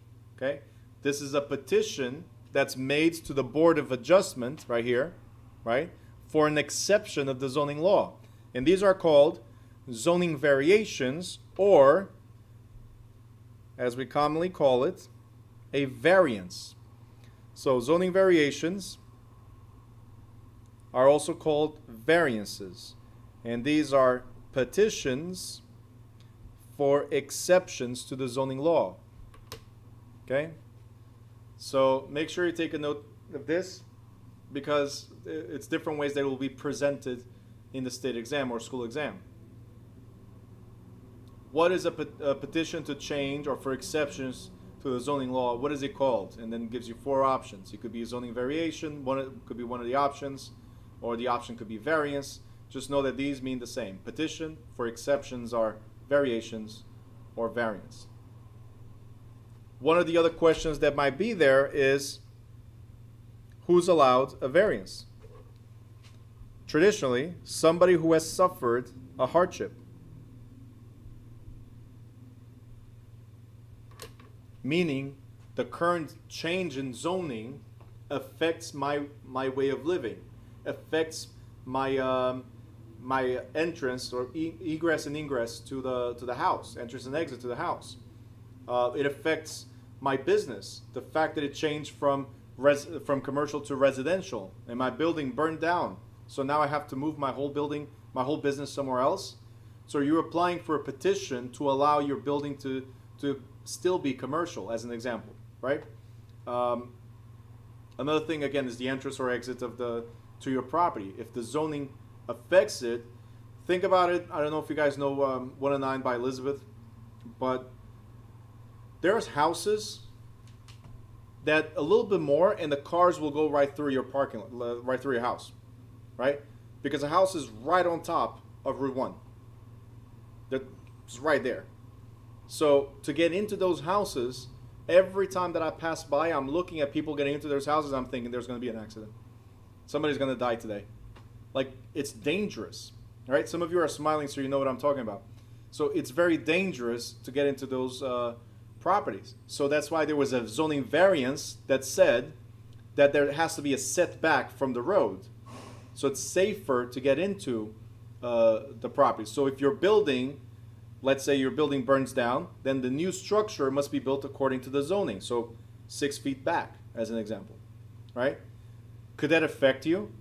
Because maybe you don't have enough room now to be a full house. It will be a half a house, right? Some lots back then were ridiculous, the way the lot sizes were in that particular area. So maybe by having that setback, you might not have room to build the same house you had. So you'll be affected by it.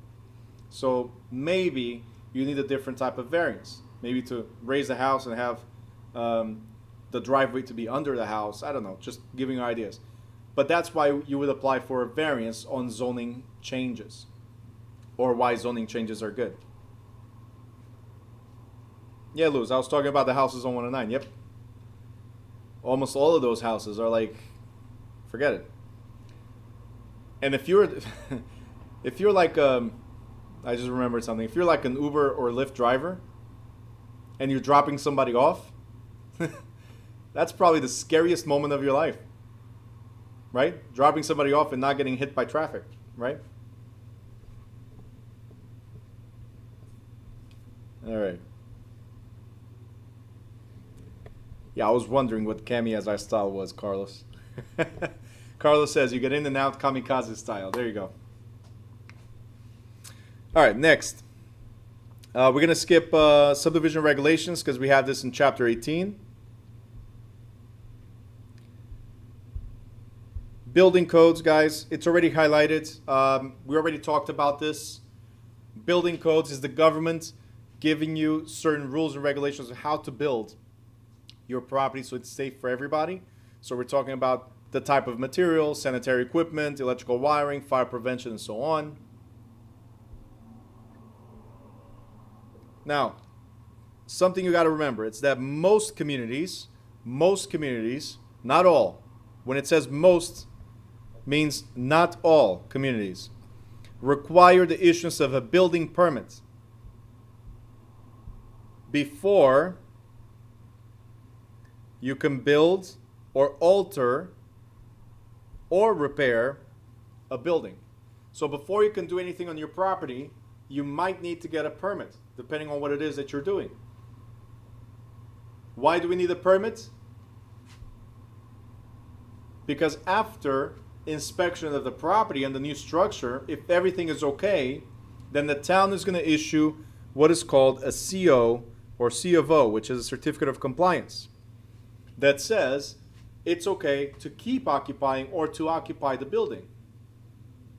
Now, if you have a CO and something happens, then the insurance company will still pay for the damage.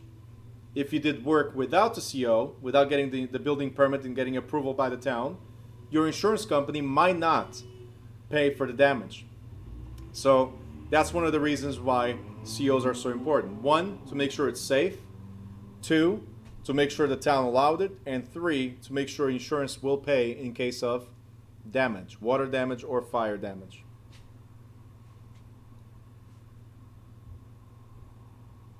Okay. As far as environmental issues, guys, if you have the physical book, just go back to this. I'm just going to point a few things. Go back to this to highlight if you want.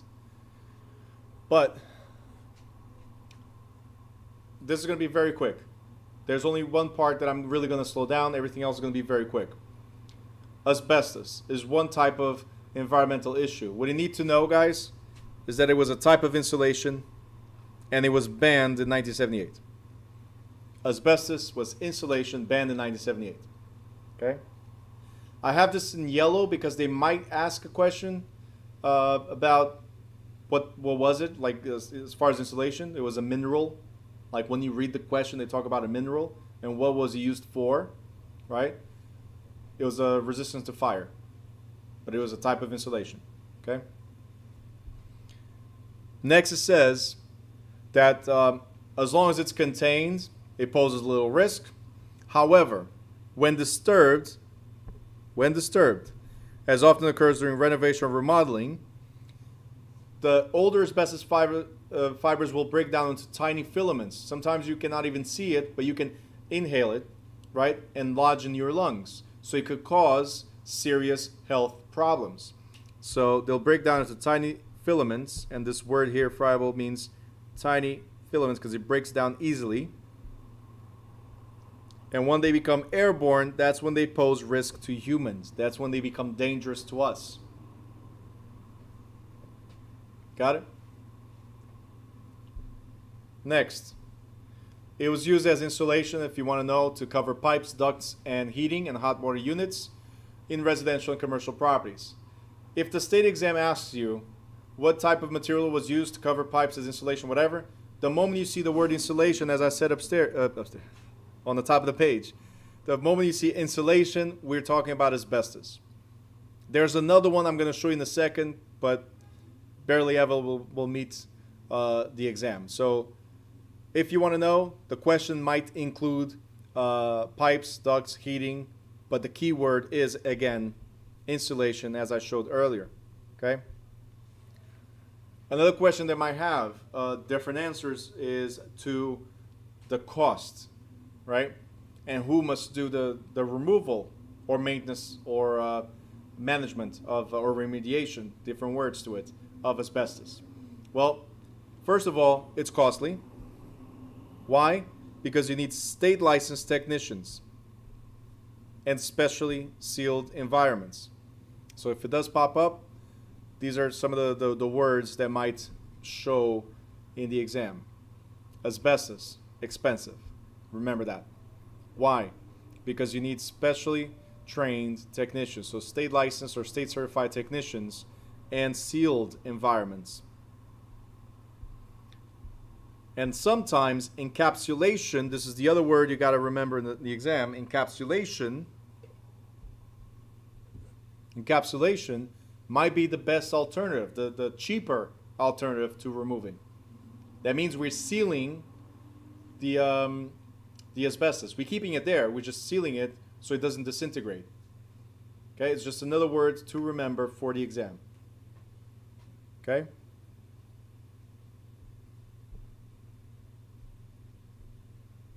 And this is where we slow down. Lead-based paint and other lead hazards.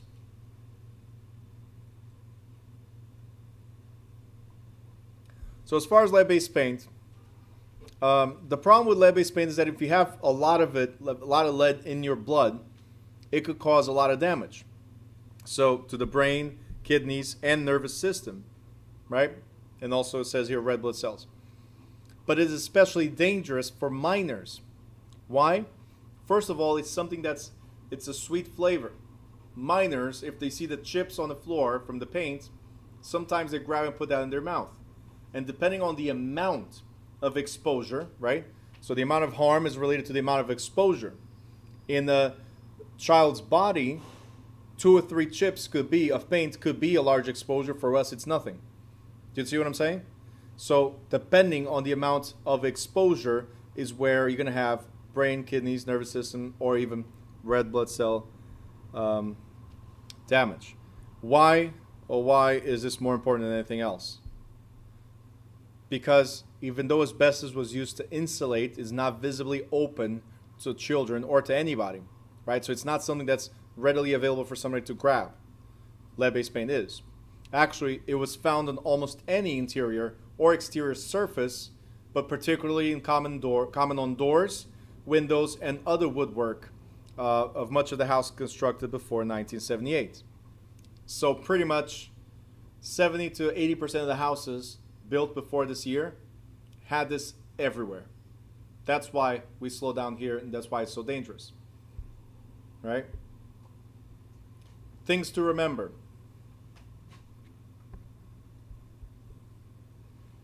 Lead-based paint was banned in 1978.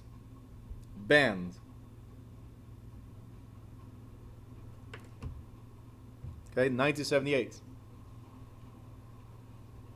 Also, we're going to break down this section now. We're going to break it into 2. So pay attention. Pay close attention to this. Everyone, please. Look what it says. There's no federal law requires that you test for the presence of lead-based paint. No law requires. So as a homeowner, do I have to test it? No, I'm not forced to test anything. Take a note on this. As a homeowner, you don't have to test for lead-based paint. Okay? That means the seller doesn't have to test. Okay? But under the Lead-Based Paint Hazardous Hazard Reduction Act, persons selling or leasing residential housing constructed before 1978 must disclose the presence of known lead-based paint. Okay? So what we're saying is simple. If I did not test and if I do not know, then what can I disclose? Right? You guys understand? I don't have to test, and if I don't know, I don't have to disclose. It's a very similar concept of what's happening now. So don't test and you won't know. Simple. Right? I think I might be pregnant.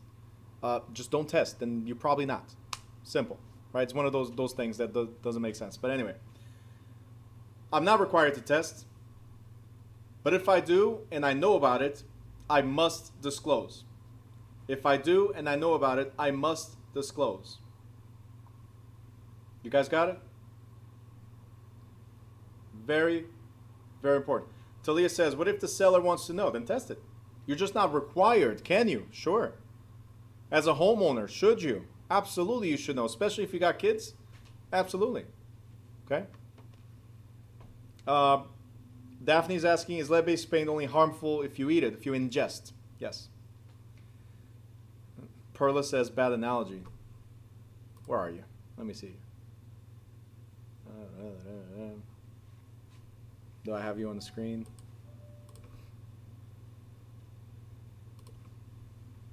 Why can't I see you?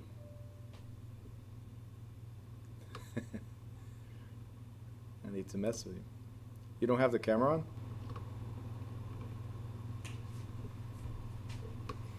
Oh, there you are. Okay. You have the light on you.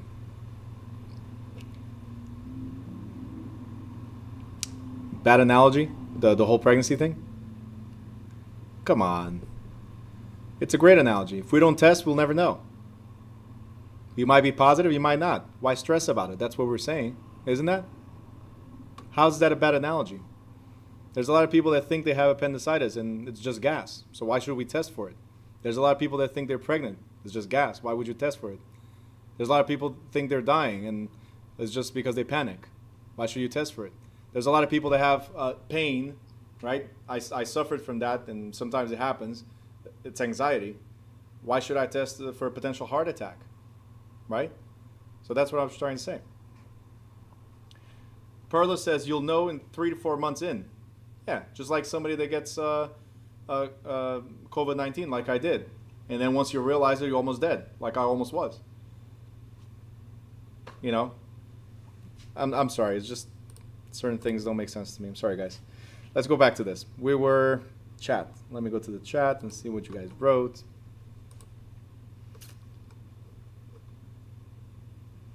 The funniest one about, I always talk about this, the funniest one about pregnancy tests. So a few years ago, went to the doctor with the wife, and she was having some pain, right? And things were not normal for her at that time. Things were not normal. She gets to the doctor, and the doctor says, is there a possibility that you're pregnant? And she goes like, I don't think so. And the very next thing the doctor says is, cough for me. Like, so since then, guys, if you want, girls, actually, if you want to know that you're pregnant, just cough. Maybe that's a way for you to know if you're pregnant. I laughed so hard because every time now my wife goes like, I think I'm pregnant, or I might be pregnant. And I'm like, just cough. You'll find out easily. That's the best way to test now. Cough. Let's see. Is it harmful in eat? I answered that. Heather. We have a nephew that was believed to have been affected by ingesting lead-based paint. Heather, where are you? Right there. Okay. Was he? Was he affected, or you just think that's what it was from? Was he actually? Yeah. And it's not the prettiest sight because it could affect for a lifetime, or worse than that. Yep. Well, like I said, or worse than that. They could actually, hopefully not, but could actually die from it. It could cause brain damage. It could cause so many issues. Yep. It did. Yeah. That's why as a tenant or as a buyer, you should always test for it. Even if the house was renovated, guys. So you're seeing what Heather just said regarding this, right? Sorry to make as an example, but since you posted here, right, guys, if you have children, especially if you have children, because it's like I said earlier, it's more dangerous in children, right?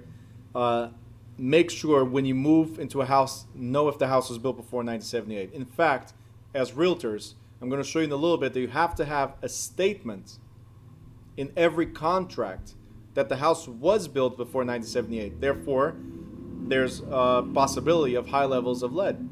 Every homeowner, when they're selling or leasing, have to have it. Okay? So,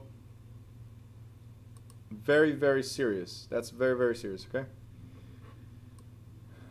Talia's asking, could it be painted over to cover from the cellar? I guess right here, Heather already answered that. Okay?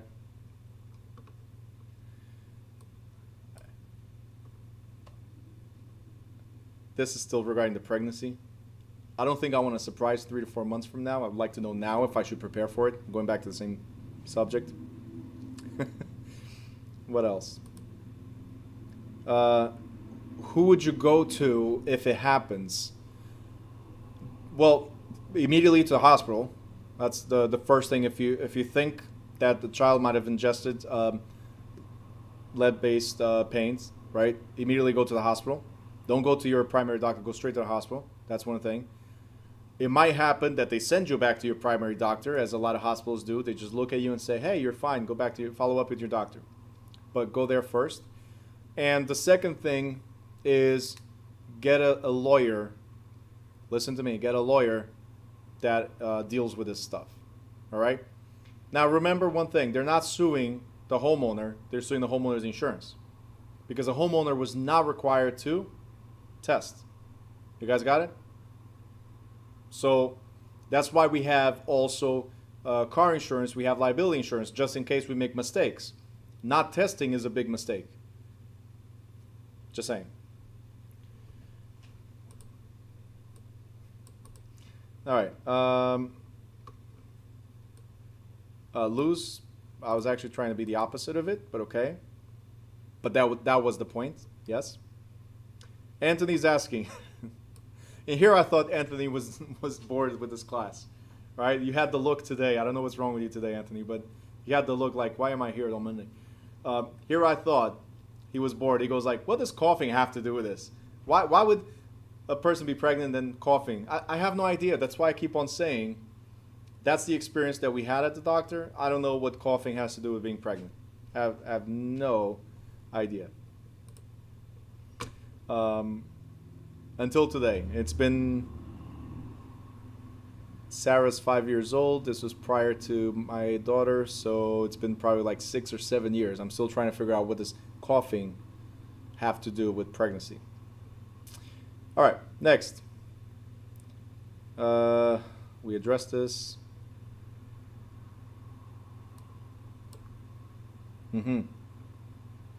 Absolutely, Heather. That's your look every day? Oh, there's days where you're like more into it. Today you really look like, what am I doing here? Which is normal. It's like Natalie's the same thing. She came straight from work, you said, right? So she looks like she's dying. No offense. Dying meaning tired, okay? Daphne, do houses after 1978 have to be tested, or can the buyer request it? So no, actually let's go to this real quick. So on the next page, guys, you have to, Luz, the answer was no.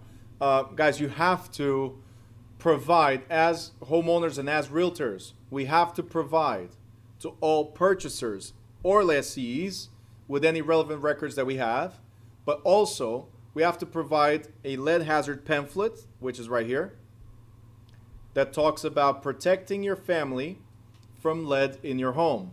Must be provided with every house for rental or purchase, right, that was built before 1978. Also, the contract must contain a disclosure that this house was built before 1978. Therefore, it could have high levels of lead. So not only is the disclosure on the lease or on the purchase agreement, that disclosure, the pamphlet must be provided on top of that. Again, as a seller, as a landlord, am I required to test? No. But how do I protect myself from getting sued from you? Or, I'm sorry, by you, right? How do I protect myself? By giving the disclosure. And now you're thinking, how does that protect you, giving the disclosure? Well, here's the thing. Purchasers must be given 10 days in which to conduct risk assessments or inspections on lead-based paint or lead hazards, right? Purchasers are not bound by any real estate contract until those 10 days have expired. So, how do I protect myself? I give you the disclosure as a seller and as a listing agent. I give you the disclosure, Mr. Potential Buyer. This house was built before 1978. Here's the lead-based paint disclosure. Now you have, as a buyer or as a buyer's agent, right, have to sign, so you have to pass it along to your buyer, have to sign that you have received this disclosure and that you will inspect, right, or waive the inspection, or even waive the 10-day period, because you can waive it if you want. Okay? So I disclosed. You did not take any action. It's on you. My hands are clean.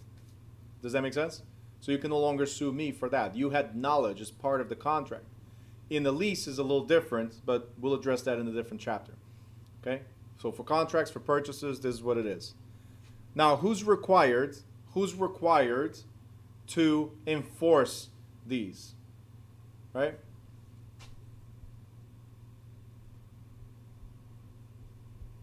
We are the ones required to ensure that all parties comply with the law.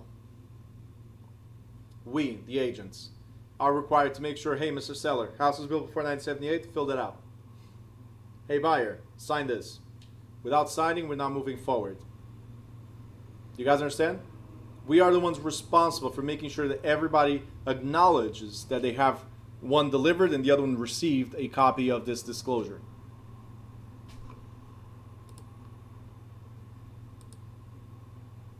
Okay? Good? You guys good? All right, next. Radon. All right. Where it says radon, this is a radioactive gas, okay, that's produced by the natural decay of other radioactive substances. So natural meaning that it's not something that's chemically produced. It's a chemical reaction, but it's not produced by us. It's a natural decay of different types of substances. Now, radon, the problem with radon is this. When radon is trapped in high concentrations, usually in basements because of inadequate ventilation, it can cause serious health problems. Remediation is indicated if radon levels measure 4 PCIs or more. In the school or the state exam, it might say 14, but it's 4 PCIs or more. Now, recent evidence suggests that radon may be the most underestimated cause of lung cancer, particularly for children, individuals who smoke, and those who spend considerable time indoors. Now, because radon is odorless, this you need to remember, radon is odorless, colorless, and tasteless, it is impossible to detect without testing. Okay?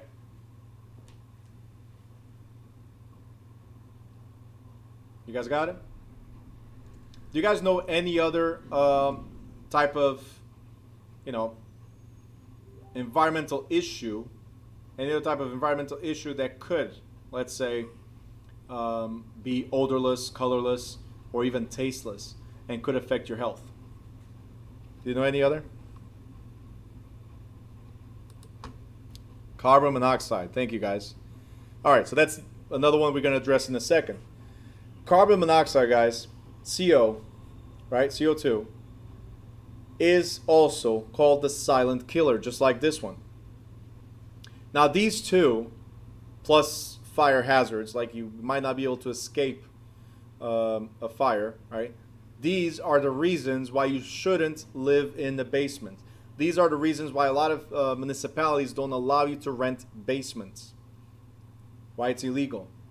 Okay? It's radon, carbon monoxide, and fire hazards. So being able to have an escape route in case of a fire. That's why basements, sorry, I got lost with something. I just followed whatever chat said, and then I made a mistake too. So it's chat's fault. So that's why basements, the doors, the room doors, cannot have locks in it. They can have doorknobs, right? They can have doorknobs, but they cannot have locks because it's a fire hazard. Okay? Not throwing you under the bus, Chad. It's just It happens. I looked at it, glanced at it, and I said CO2. I meant CO2. I was agreeing with you too, right, as well. All right, here's the thing about radon, guys. We cannot disclose anything about radon. We cannot tell buyers, hey, there's radon in this house that you're about to see. No. Okay? In fact, we can only say that to them once we get into a contract. So once you tell them, hey, congratulations on putting it on the contract, by the way, there's a lot of radon in this house. Okay? It also says that the real estate commission demands that we don't, okay, every time you see advises, it's actually demands, let's put it like that, that we don't disclose unless the seller has given us authorization to discuss, to discuss the fact that there is radon in this building, okay? How do we get rid of radon? Very simple. Let me go up. It's very easy. Proper ventilation systems. That's it. As long as there's a flow of air, there's no high concentration of radon. As long as there's a flow of air, there's no levels of concentration, high levels of concentration, okay? The next one is urea-formaldehyde. This is the other type of insulation that we talked about. That's the only thing you need to know. Weird word insulation. That's all it says. Weird word insulation. Okay? Urea-formaldehyde insulation.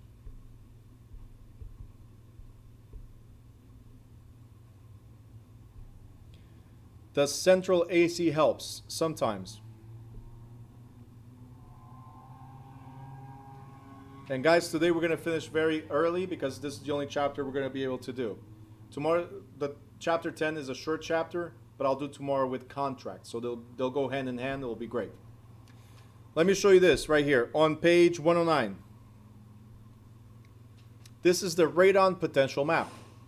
What does that mean?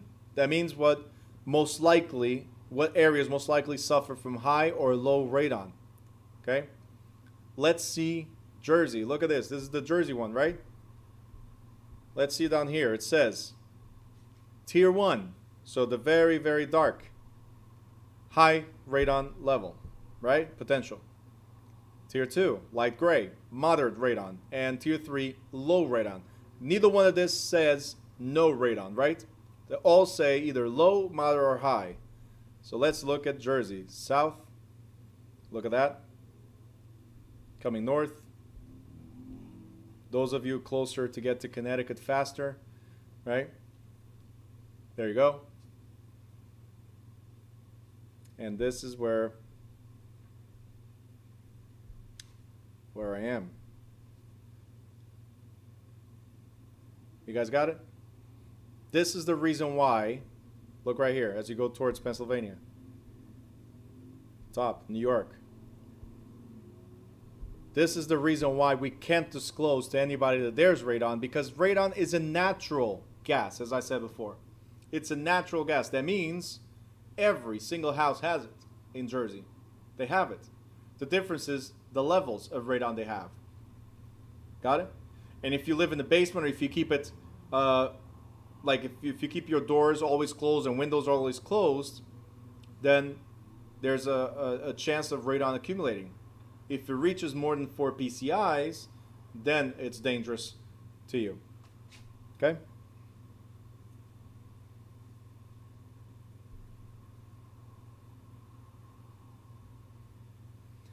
Daphne, isn't asbestos insulation too? Worry about asbestos insulation?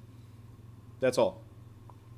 That's what I said before. There's going to be another one, but just the easiest distinction is weird word insulation. They're not going to put both in one question. Okay? So asbestos is insulation, but we talked about the keywords, which were costly, right? It was banned in 1978. All that good stuff was handled with asbestos. It's more heavily tested than urea-formaldehyde. Weird word, just remember asbestos. Period. They won't have any other question about that. Okay?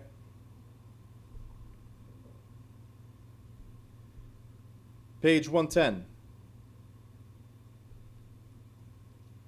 Mold. As far as I know, everybody knows what mold means, right? Yes? Great.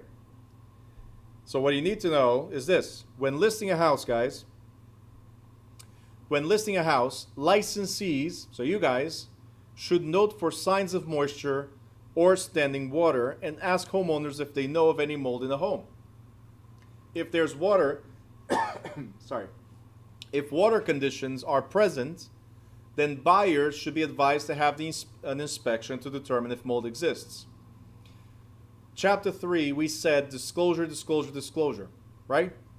If there's mold, Mr. or Mrs. Seller, let me know, because the buyers need to know. If the buyers find out later on, they could still sue you. We'll talk about this tomorrow. They have up to 6 years to sue in the transaction. So, Mr. or Mrs. Seller, is there a possibility of leaks or water damage in your property that could cause mold, right? If you see it, then you must say something. If you don't, just keep on asking and have them prepare, if you guys remember, have them prepare the seller's property disclosure condition statement, right? Next is our friend CO2 for Chad and I. We just agreed, that's why it's 2, right? But it's carbon monoxide. Everybody knows what that is. It's another colorless, odorless, and doesn't talk about tasteless, but it's supposedly tasteless as well, gas. It's the silent killer. What you need to know is this, right here at the bottom. New Jersey requires carbon monoxide detectors in every dwelling unit where the building contains 3 or more units. Okay? Good? CO. You must have a carbon monoxide detector or CO detector in every unit where it contains 3 or more units.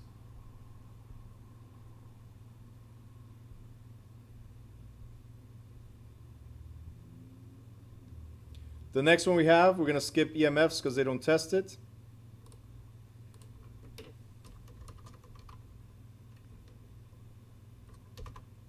Okay. The next one we have is called groundwater contamination. And why do we have to know about groundwater? How does that affect us? So, if you guys read what it says here, subsurface water, or surface water, I'm sorry, can be absorbed into the groundwater. So if above surface is contaminated, it can go into the groundwater. And now you're probably thinking, well, how does that affect me? Well, because underground water can threaten the supply of your pure, clean water for private wells or public water systems. So groundwater could go into your drinking water, to your shower water, right? Obviously there's filtration systems, right? But I think we all know by now, based on recent events as well, from Flynn all the way to here to Newark, right? That water could be contaminated even though it's municipal water, even though it's filtered water, right? So imagine chemicals on the surface water going into the groundwater. Now, right here is where it's important, right at the bottom. It says New Jersey Private Well Testing Act. This is easy, right? Every time you see well, that means we're talking about an on-site private well or maybe even an off-site well. The thing that you need to look at is the word well. If there's a well, right, then it mandates testing before any closing. In fact, closing may not take place, unless both the buyer and seller certify in writing that they received and reviewed a copy of the test results. And this applies also to rentals. So if you see in the state exam something talking about a well, remember, must be tested, and both must get the results, whether it's seller and buyer or landlord and tenant. If there's a well on the property or off the property, but it supplies the property, right? The moment you see the word well, look for the testing. Closing or transfer could not take place until everybody gets the results. Good? Heather, you all right there? I gave you a headache talking about all that stuff before? Okay. She's going like this, like, oh my God, so much stuff. All right. Now we got USTs. Okay? Not the disease. We're talking about tanks. Okay? Underground storage tanks. Let's go to page 111. Oof. Sorry about that. That is a tough one. I would have given you the day off. You know, you just let me know. There's people that don't show up for less than that, so.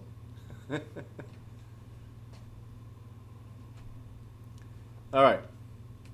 Underground storage tanks. What are we talking about? We're talking about in real estate. Wow. In real estate, I'll send you a message regarding that later. There's something really good that you can do. I did it in the beginning of the year because I also had an ear infection. Underground storage tanks, we're talking about usually heating oil. For residential, right? Heating oil. Oil tanks. Now, why do we need to know about these? Very, very simple. Because these could affect the land. Now, they're great to provide you heat for the building, right? But if there's a rupture in the tank, it could contaminate the property. But not only your property, it could also affect adjacent parcels, meaning your neighbor's property. And if it does, it's very, very expensive, right here. It's very expensive to clean up. So make sure, guys, right here it says it's on us. Right here. It's on us to look for the presence of fill pipes. So something coming out of the ground that is, you can see it's not normal. It shouldn't be there, right? So coming out of the ground and it looks like, so it's a pipe, right? It could be a fill pipe. A vent line for exhaust so the fumes or odors don't stay inside the house. Stained soil. So the whole grass is green, everything is perfect, but there's a patch of land where nothing grows. What is the reason for that? Well, maybe something is underground, right? And of course, fumes or odors. Again, any of which may indicate the presence of a fill pipe, of a underground storage tank. So walk around the house as a realtor, walk around the house, look for everything. You see anything unusual, be like, hey, why is that pipe right there? Right? Simple. You go in the basement. If the basement's not finished, it's easy to see. If there's a pipe coming into the house, it might have been converted to natural gas already, but they never removed the tank. Right? If you see a pipe coming into the house and you ask, what is this for? And they don't know, then definitely recommend, whether you see it or not, actually today I recommend everybody to do it. It's only like 150, 170 bucks to do a tank sweep. Some companies might even be cheaper. But do a tank sweep. Find out if there's a tank along the property. It doesn't hurt. What's 120 or 150, even 200 bucks when you're buying a house that's $500,000 or 1 million or so on, right? What is that? It's nothing. So just for peace of mind that there's nothing there that could affect the neighboring properties and then you're responsible for it, right? Just do the inspection. Might as well. Okay? And that brings us to the Comprehensive Environmental Response and Compensation Liability Act, CERCLA. All right. So CERCLA, guys, was created pretty much to deal with uncontrolled hazardous waste sites and to respond to these spills. Now, CERCLA is just an act that was enacted by the EPA, and they established a fund called a super fund, a fund of $9 billion for this purpose. That means that the government will take care of this. The government will clear all these potential hazards, right? Which is great, right? What do you guys think? The government handling it is great. Finally, they're doing something, right? Well, but here's what they're going to do. First, they're going to try to figure out who are the PRPs. What is a PRP? Potential responsible party. Remember, PRPs, potential responsible party. So what they're going to do is, I have money here to clean up, right? In reserve to clean up. But let me see who's responsible for this first. Who's the potential responsible party? Okay? And we're going to force you, let's say I'm the government, I'm going to force you to take responsibility for that cleanup action. So you're responsible, you clean up. So imagine your house has an underground storage tank and you did not know about it. You will be forced to clean up if you damage the neighbor's property. All right? So let's talk about liability. We're one page away from the end, okay, guys? So you guys are going to be able to breathe in a little bit. Liability. Do you guys see this? Look at the screen. Liability. Look at the screen. Liability. Keep on looking. Liability. All right? Do you see it? Great.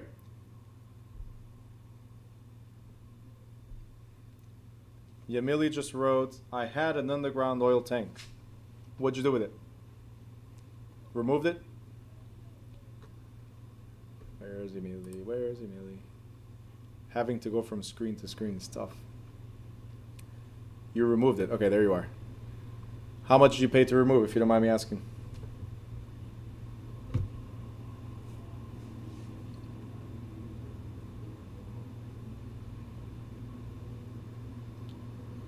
Oh, you were the seller or you were the buyer in this scenario? Because you're saying it almost affected your closing.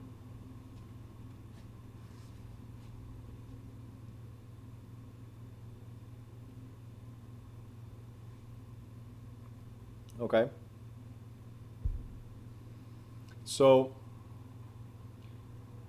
you're saying you agreed to close and agreed to remove it yourself as a buyer. Let's go to the chat real quick so you guys see what's happening here. Okay. So right here, almost affected the closing. Absolutely. If there's an underground storage tank, could affect the closing. And it says right here, it was included in the renovation. So you bought, it was an FHA, 2 or 3K type of thing, or a construction purchase?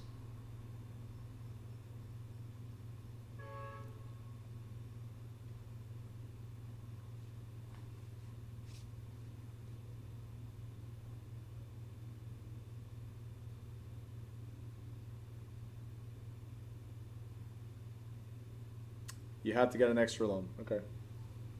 Sucks, doesn't it? All right, guys. It could be very, very expensive. You might not be able to close depending on, especially mortgage companies. They want to know this stuff. How much was it, if you don't mind me asking? Because I'm going to show something in a little bit.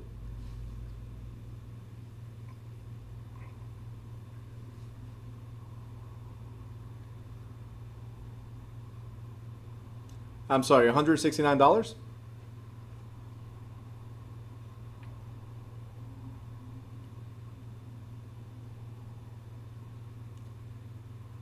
Wait, was that the purchase, or that's how much it costs to fix?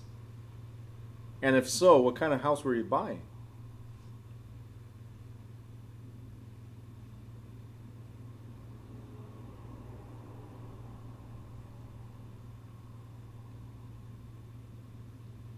Okay, while you're typing, Moses says, I purchased a home at auction with an oil tank that needed to be removed. I paid $1,200 to have it removed. Luckily, it was not leaking into the soil, so I had an inspector come and verify that it was not leaking. $1,200 is a great price. Okay.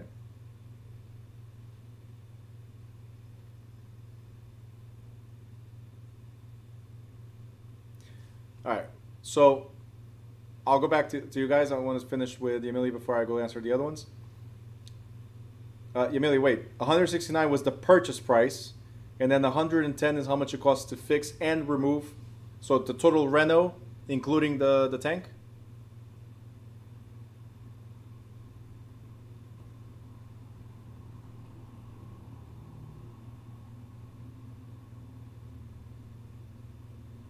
Tell me that house is worth at least 450 to 480 after renovation, at least. Between 450 and 480. That'll be a good value.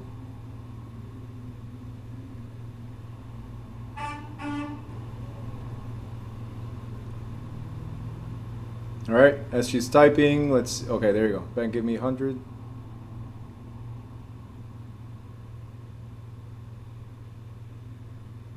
Okay, Emily.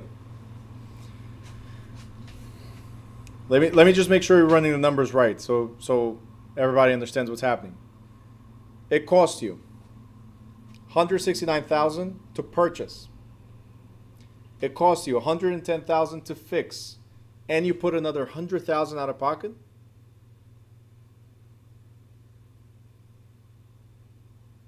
Is that what we're?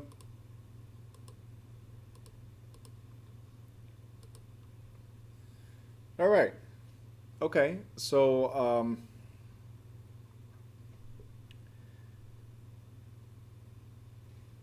nothing wrong with that. How much is the property worth? Sorry, I'm a little lost here. I just want to make sure. This must be the greatest purchase ever if you invested this much into it. So how much is the property worth after repairs? And I'm not trying to make you feel bad. I'm just showing you that to everybody, there's a lot of mistakes we make, or it must be worth it, one or the other.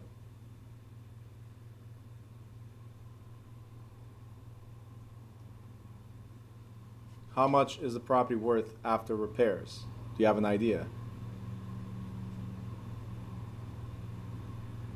Haven't done an appraisal. No, I'm not saying you have done an appraisal. What I'm asking, okay. When you bought it, was there a realtor that helped you buy, or you did it by yourself? So forget the appraisal for taxes. You can have an idea of how much it's worth, because appraisal for taxes is different than value for sale, right? We talked about this.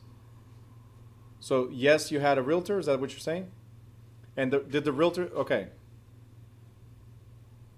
Realtor said it has to be worth $450 by now, right? That's what the realtor says?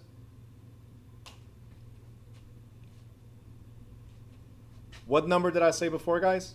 It better be worth around $450 to $480, right? It better be worth. Otherwise, it doesn't make sense. I said that. So I hope it is. Because if it doesn't, then, well, you're still making money. But is it worth the hassle? Are you going to buy and hold? Emily, are you going to buy and hold the property, or it's something that you're flipping? And I'm sorry I'm taking so long on this part, guys, but it's a good example to use for the things I'm about to say next. You're buying and holding, or buy, fix, or flip? Or you intend to live the house in 5 years, or be here for 30 years? What are you looking at?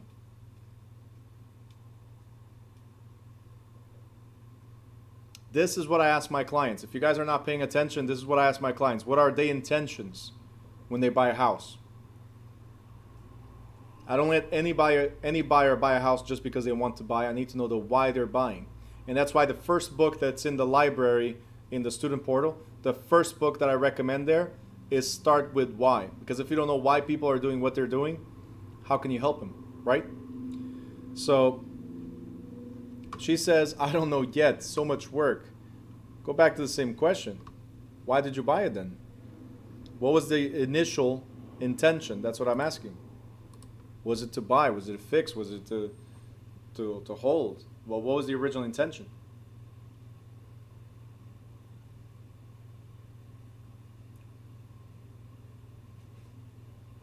She's about to quit this class because I'm putting her on the spot.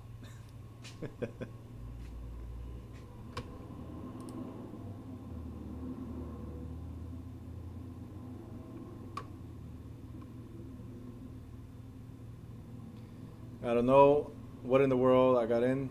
Thought I was going to be ready. It was going to be ready in like 3 months. Okay. Again, guys, things happen, all right? So it took a year to fix it. Wow. I don't know what the reason would be why it would take a year to fix. We're not going to get into that part right now. But, yeah, my brother had a similar issue as well. A lot of issues happening with his property. He fixed it. It's good now. and he has profit. He can sell for, it makes still $60,000. But guys, you need to know why people are buying. Is this something you're going to live here forever? Is this something for 5 years? Is sometimes something you're going to live forever, you could overpay for it.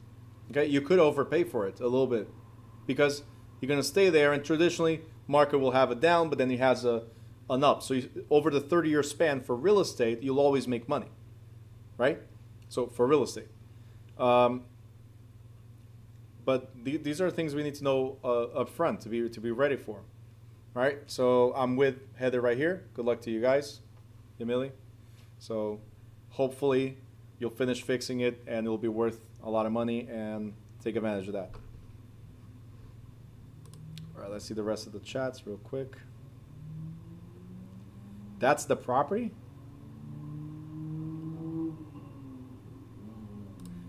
So Emily just shared something in the WhatsApp group.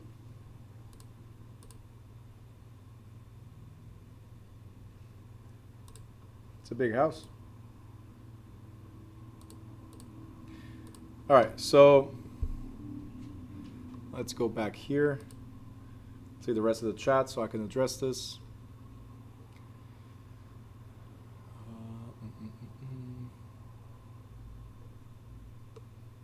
I know I skipped something. There was a question here. Daphne, why wouldn't the seller take care of it? So sometimes the seller has no money to fix, therefore they pass it along to the buyer. That's why the value could be cheaper on certain conditions of the property. So things to know, right? Sometimes that's what it is. Seller cannot take care of it. That's maybe the reason why they're selling. We already talked about Moses right here, that he was lucky, he was blessed that he didn't have to spend more money. Sabrina says, I have a friend who found out that there's a non-functioning tank, but now they have to pay thousands of dollars to remove. Absolutely.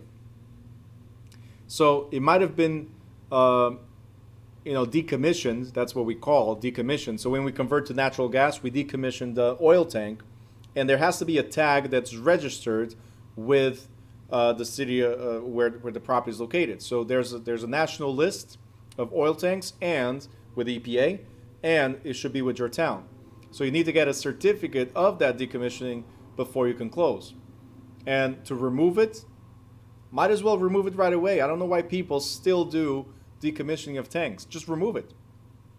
Because even when you decommission the tank, if it was not done properly, there might be oil still in the tank. So it might rupture and it might cost thousands of dollars after leaking to neighboring properties. Very, very important. Okay? And I appreciate you guys sharing all this stuff here, because this is what makes the class more interesting, is actual examples of things happening, right? Daphne is asking, why are there underground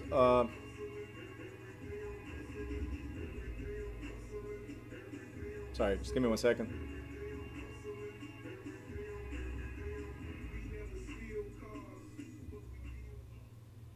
Okay, they have to talk, so now they lowered it. All right, so great. So it makes it more interesting, right? Now, Daphne, why are there tanks underground? So the oil tanks, the heating oil tanks, could be underground or above ground. Sometimes they're in the basement, above ground. So that means they're exposed. You can see them. A lot of things is based on the construction type. A lot of the times is based also on space-wise, maximizing space. So it's easier to dig a hole in the backyard and put it there than it is to cut space into the basement or into the house. So, but tanks are just to heat the house. Let's see what else we got.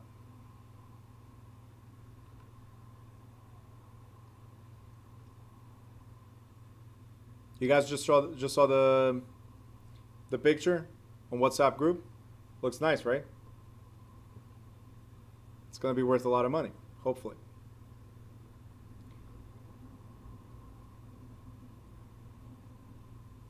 Everybody's saying, wow, and that's just a Photoshop. It's not even the real deal. I'm just kidding, okay? I'm just kidding.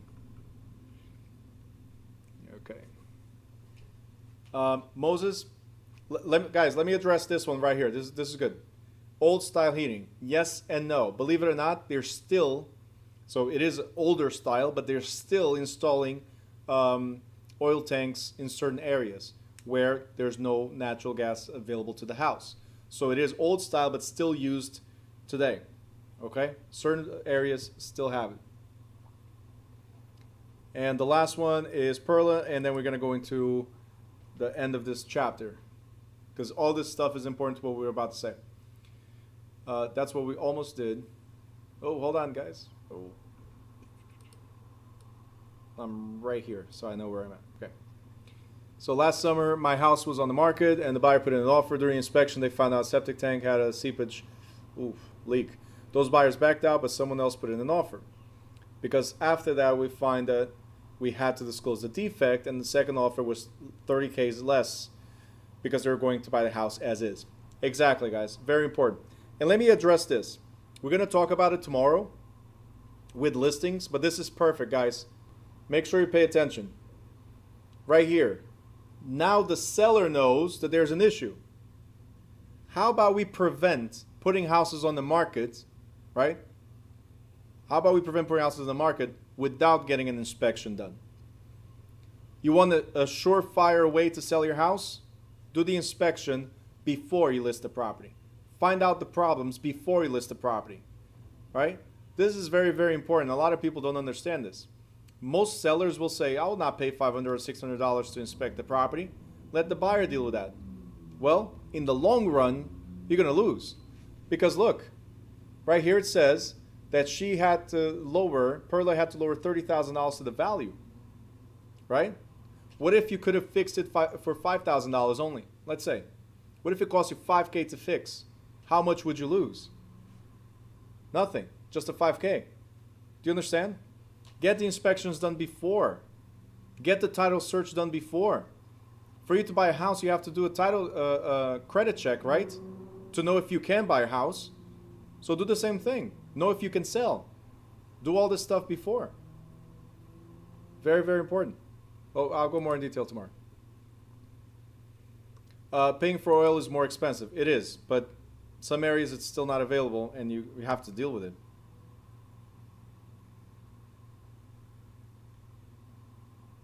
That's it.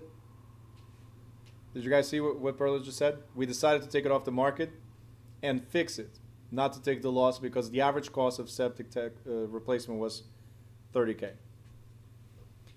Anyway. Daphne, to address this real quick, we convert to natural gas. So it's pretty much, there are certain things that we can cut off the house that have no use anymore, because we have newer technology. So that's the natural gas provided by the city, for instance, could be plugged right into the building. So this will not be needed. 22,000. That's still a substantial amount. All right, guys, why do we need to know all this stuff? Why did I stop so much here? Look right here, guys. The landowner, you guys, are liable under CERCLA when the release or threat of a release of hazardous substance has occurred on your property. Look what it says next. Regardless of whether the contamination was a result of the landowner's actions or those of others, the owner can be held responsible for the cleanup. So, pretty much we're saying it doesn't matter who did it, you're still going to pay for it. That's why it's so important to go over these examples we just went in the chat. This is real life examples. So, this spared me giving you examples. It's right there. This happened to some of our students right here, right? Now, the liability includes the cleanup not only for the landowner's property, but you have to clean up your neighbor's property and the other neighbor's property. You might be responsible for the whole thing. It depends. So once the EPA finds out or determines that there's hazardous substances or material that must be cleaned up, they will begin remedial action. The first thing they do is try to identify the PRPs. So first, identify PRPs. Who are the PRPs? Potential responsible parties. PRPs. Okay? If the PRPs agree to cooperate in the cleanup, they must agree also about how to divide the cost. Here's the part you need to pay attention to. If you do not voluntarily undertake the cleanup, then the EPA will clean up for you. And now you're good, right? If the EPA is cleaning up, then I don't have to clean up, right? Here's the thing. The EPA is going to bill you for the cost. I don't know if you guys saw the messages, if you were paying attention or not. But we talk about 20,000, 30,000, 100,000, right? Luckily, Moses, for instance, was able to do for 1,200, just a tank removal. But do you think the price that you're going to get is the same price that the EPA is going to pay? I'll give you an example. There's a company that recently won the bid on government supply of PPEs, right? Protective equipment. The company was bankrupt. There's no employees, but they won the bid. They won the bid on making masks, for instance, something they had no experience in. Masks, I'll just give you an example of numbers. Masks that cost $1 to make, as an example, they're billing the government $5. What do you think is going to happen here? When it's the EPA does not use their own people, they'll put a bid out for the job, and they'll hire whoever they decide to hire. What do you think is going to be the cost? Is it going to be the same $20,000 that you would pay? Or would it be more? More. Unionized works pretty much, right? So it's going to be $50,000 instead of $20K, right? So $50K. So then they're going to bill you for the $50K, and you're going to be like, no, I would have paid 20. What do you mean 50? 50 is ridiculous. 20 is the number, right? So you refuse, right? You refuse to pay. What do they do next? They take you to court. And they take you to court for the $50K that you owe, right? No. They take you to court for up to 3 times the cost.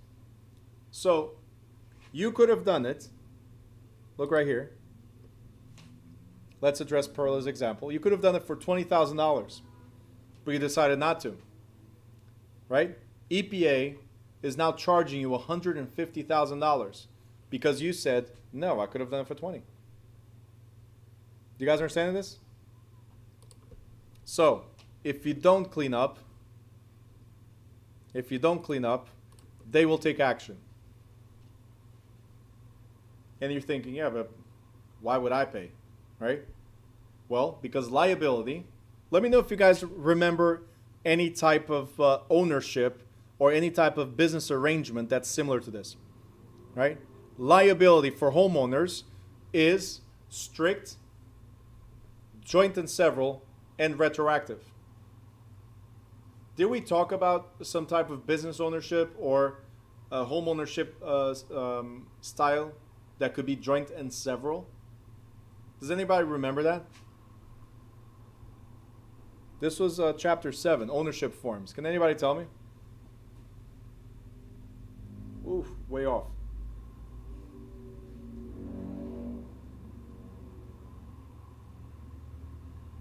Nope, joint and several. We're talking about liability. We're not talking about deeds. We're talking about liability. It's under business ownership, liability. You're going back to your notes?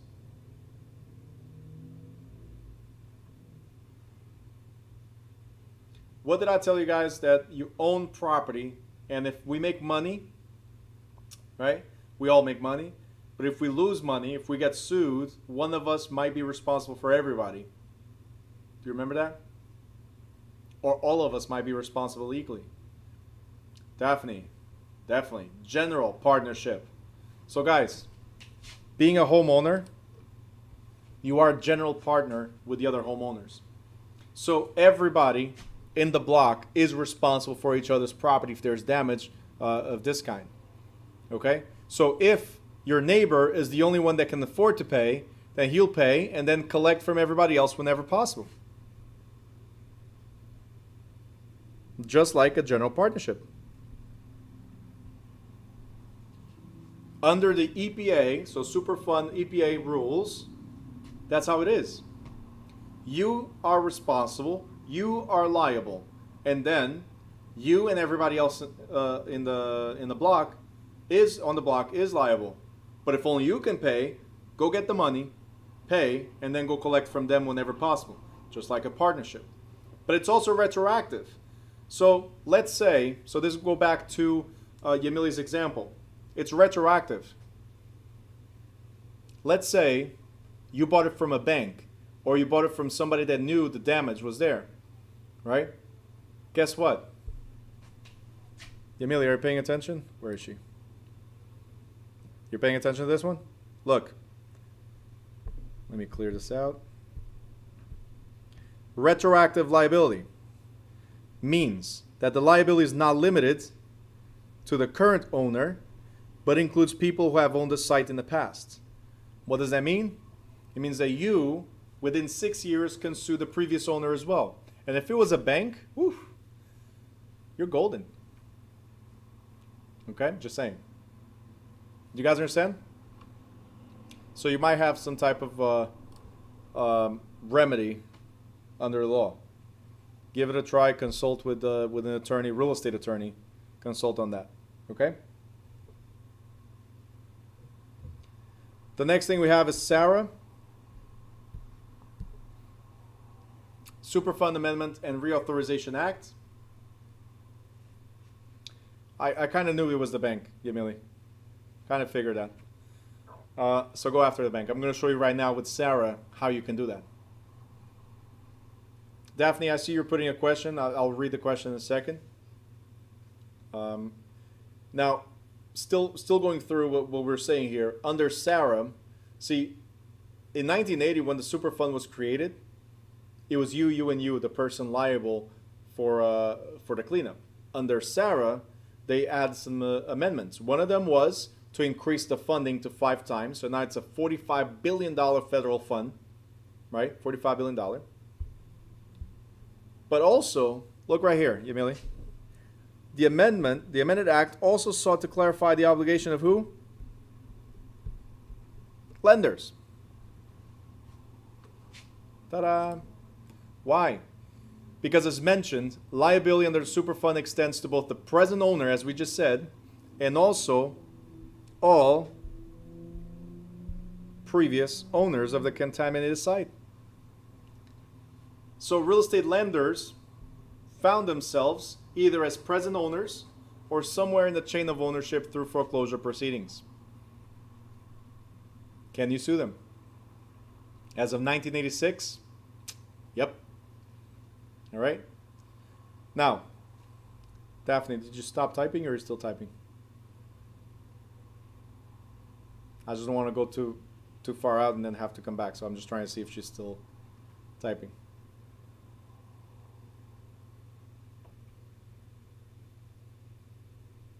Daphne? Are you still typing? Okay, cool. All right, so the only other thing, as you guys, you can listen to this one. The only other thing they added also was back in 1980, you and you are responsible. We already cleared that, right? So there's 2 ways you can back out of this liability. One of them is the previous owner, as we just said, right? And the other one is, ready, Emily?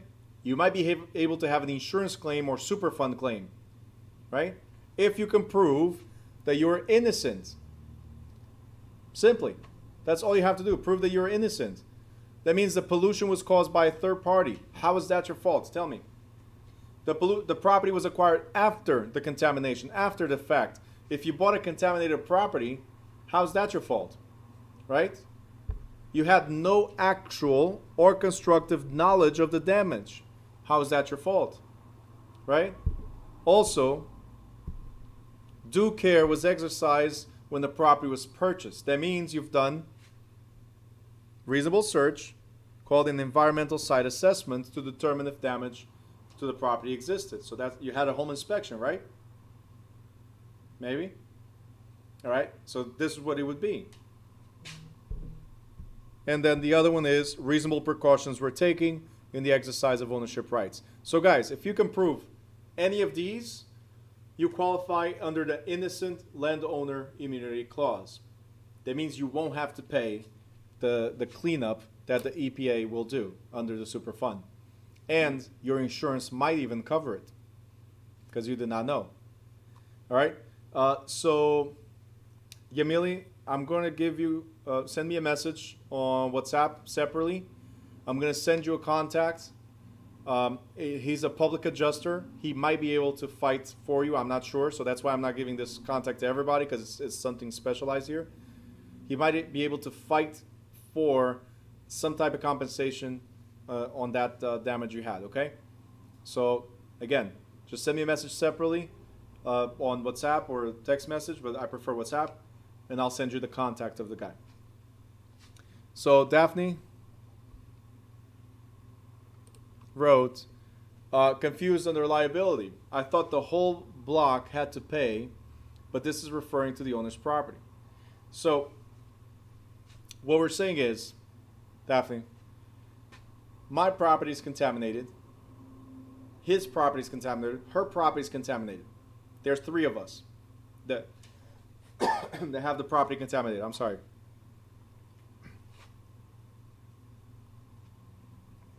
So there's three of us, right? Now, I don't have money. He doesn't have money, but she has money. What we're saying under liability is that if all three properties are contaminated, somebody needs to clean up. Guess who's going to clean up? She is. You got it? I don't have the money. He doesn't have the money. She does. So she's going to clean up. And then she can come after me and him, the neighbor, to recover money. But the Superfund says we are all equally liable, joint and several. That means we're jointly liable, but if only one of us can pay, then it's severed from everybody else. So this person will pay and collect whenever possible. That's what we're saying. Where did it start? What? The contamination? It doesn't matter. We're all liable. Okay? It does not matter. We're all liable. Now, if it started on my property, after you clean up, you can sue me and my property for more because I was the cause of that damage. But at the moment of cleaning up, we're all liable equally. It's a general partnership. Got it? Okay? Quite honestly, sometimes it is the best thing. All right. Let's finish this chapter. Industrial Site Recovery Act, or ISRA, and the Wetlands Protection. All you guys need to know, if it's industrial, then it must be tested. Mandatory cleanup and testing when it's closed, sold, or changes ownership. That's all you need to know. Industrial must be tested and clean up for damages. As far as the Wetlands Act of 1970, we're going to talk about this in another chapter.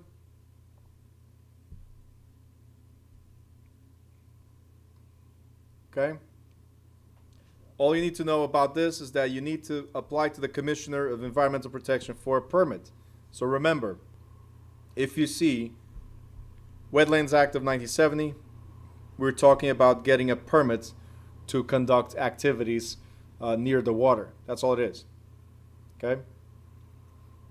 And finally, finally here, if it's manufacturing, you also are processing or housing facilities near the water, you also need to have a permit from the commissioner also. So, because it might pollute the marine environment. So permits, that's what you need to remember if it's close to water. Okay? Closing the chapter is this: landmark preservation. What is landmark? Landmark, I want you to write historic, because historic properties are considered landmarks as well. So it could be historic or landmark, but historic properties are a landmark as well. So all we need to remember about historic or landmark preservation is that you are prohibited of altering the exterior. So to restrict altering the exterior of the property. Inside, you can do whatever you want, but outside, the property must look exactly as it looked 100 years ago.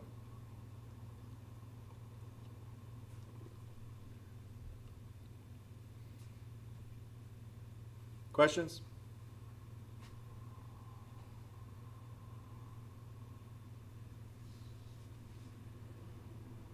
Any questions? No questions?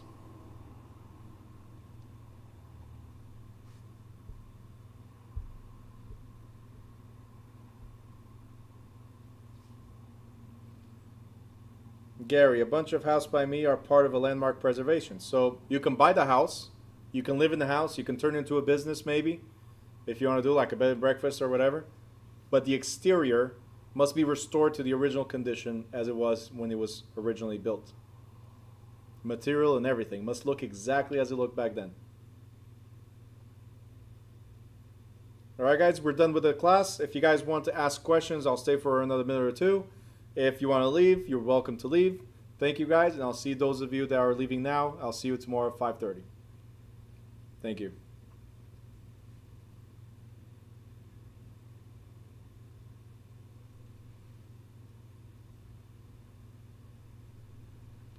Good night, good night, good night.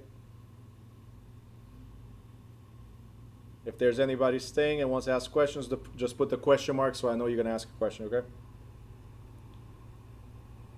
Can I go over Sarah? That was my daughter. That is my daughter, Sarah. Sarah's just an amendment. So we have CERCLA was the creation of the super fund. But as I said, with liability, everybody was liable, right? Everybody was liable for cleaning up.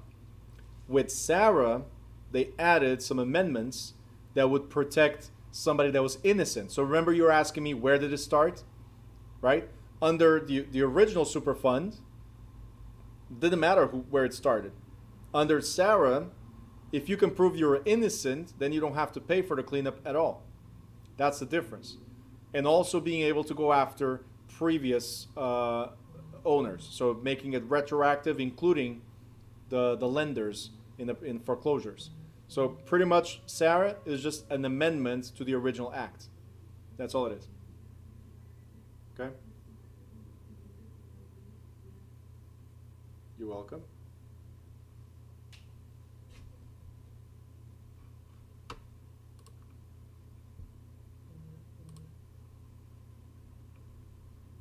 You're leaving early. Good night. She's gone.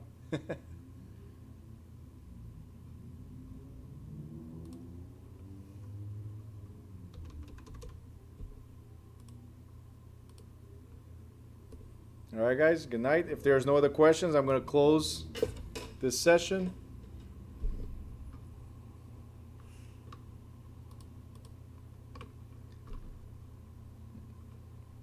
All right. No questions, guys. You have an amazing evening, and I'll see you tomorrow at 5:30.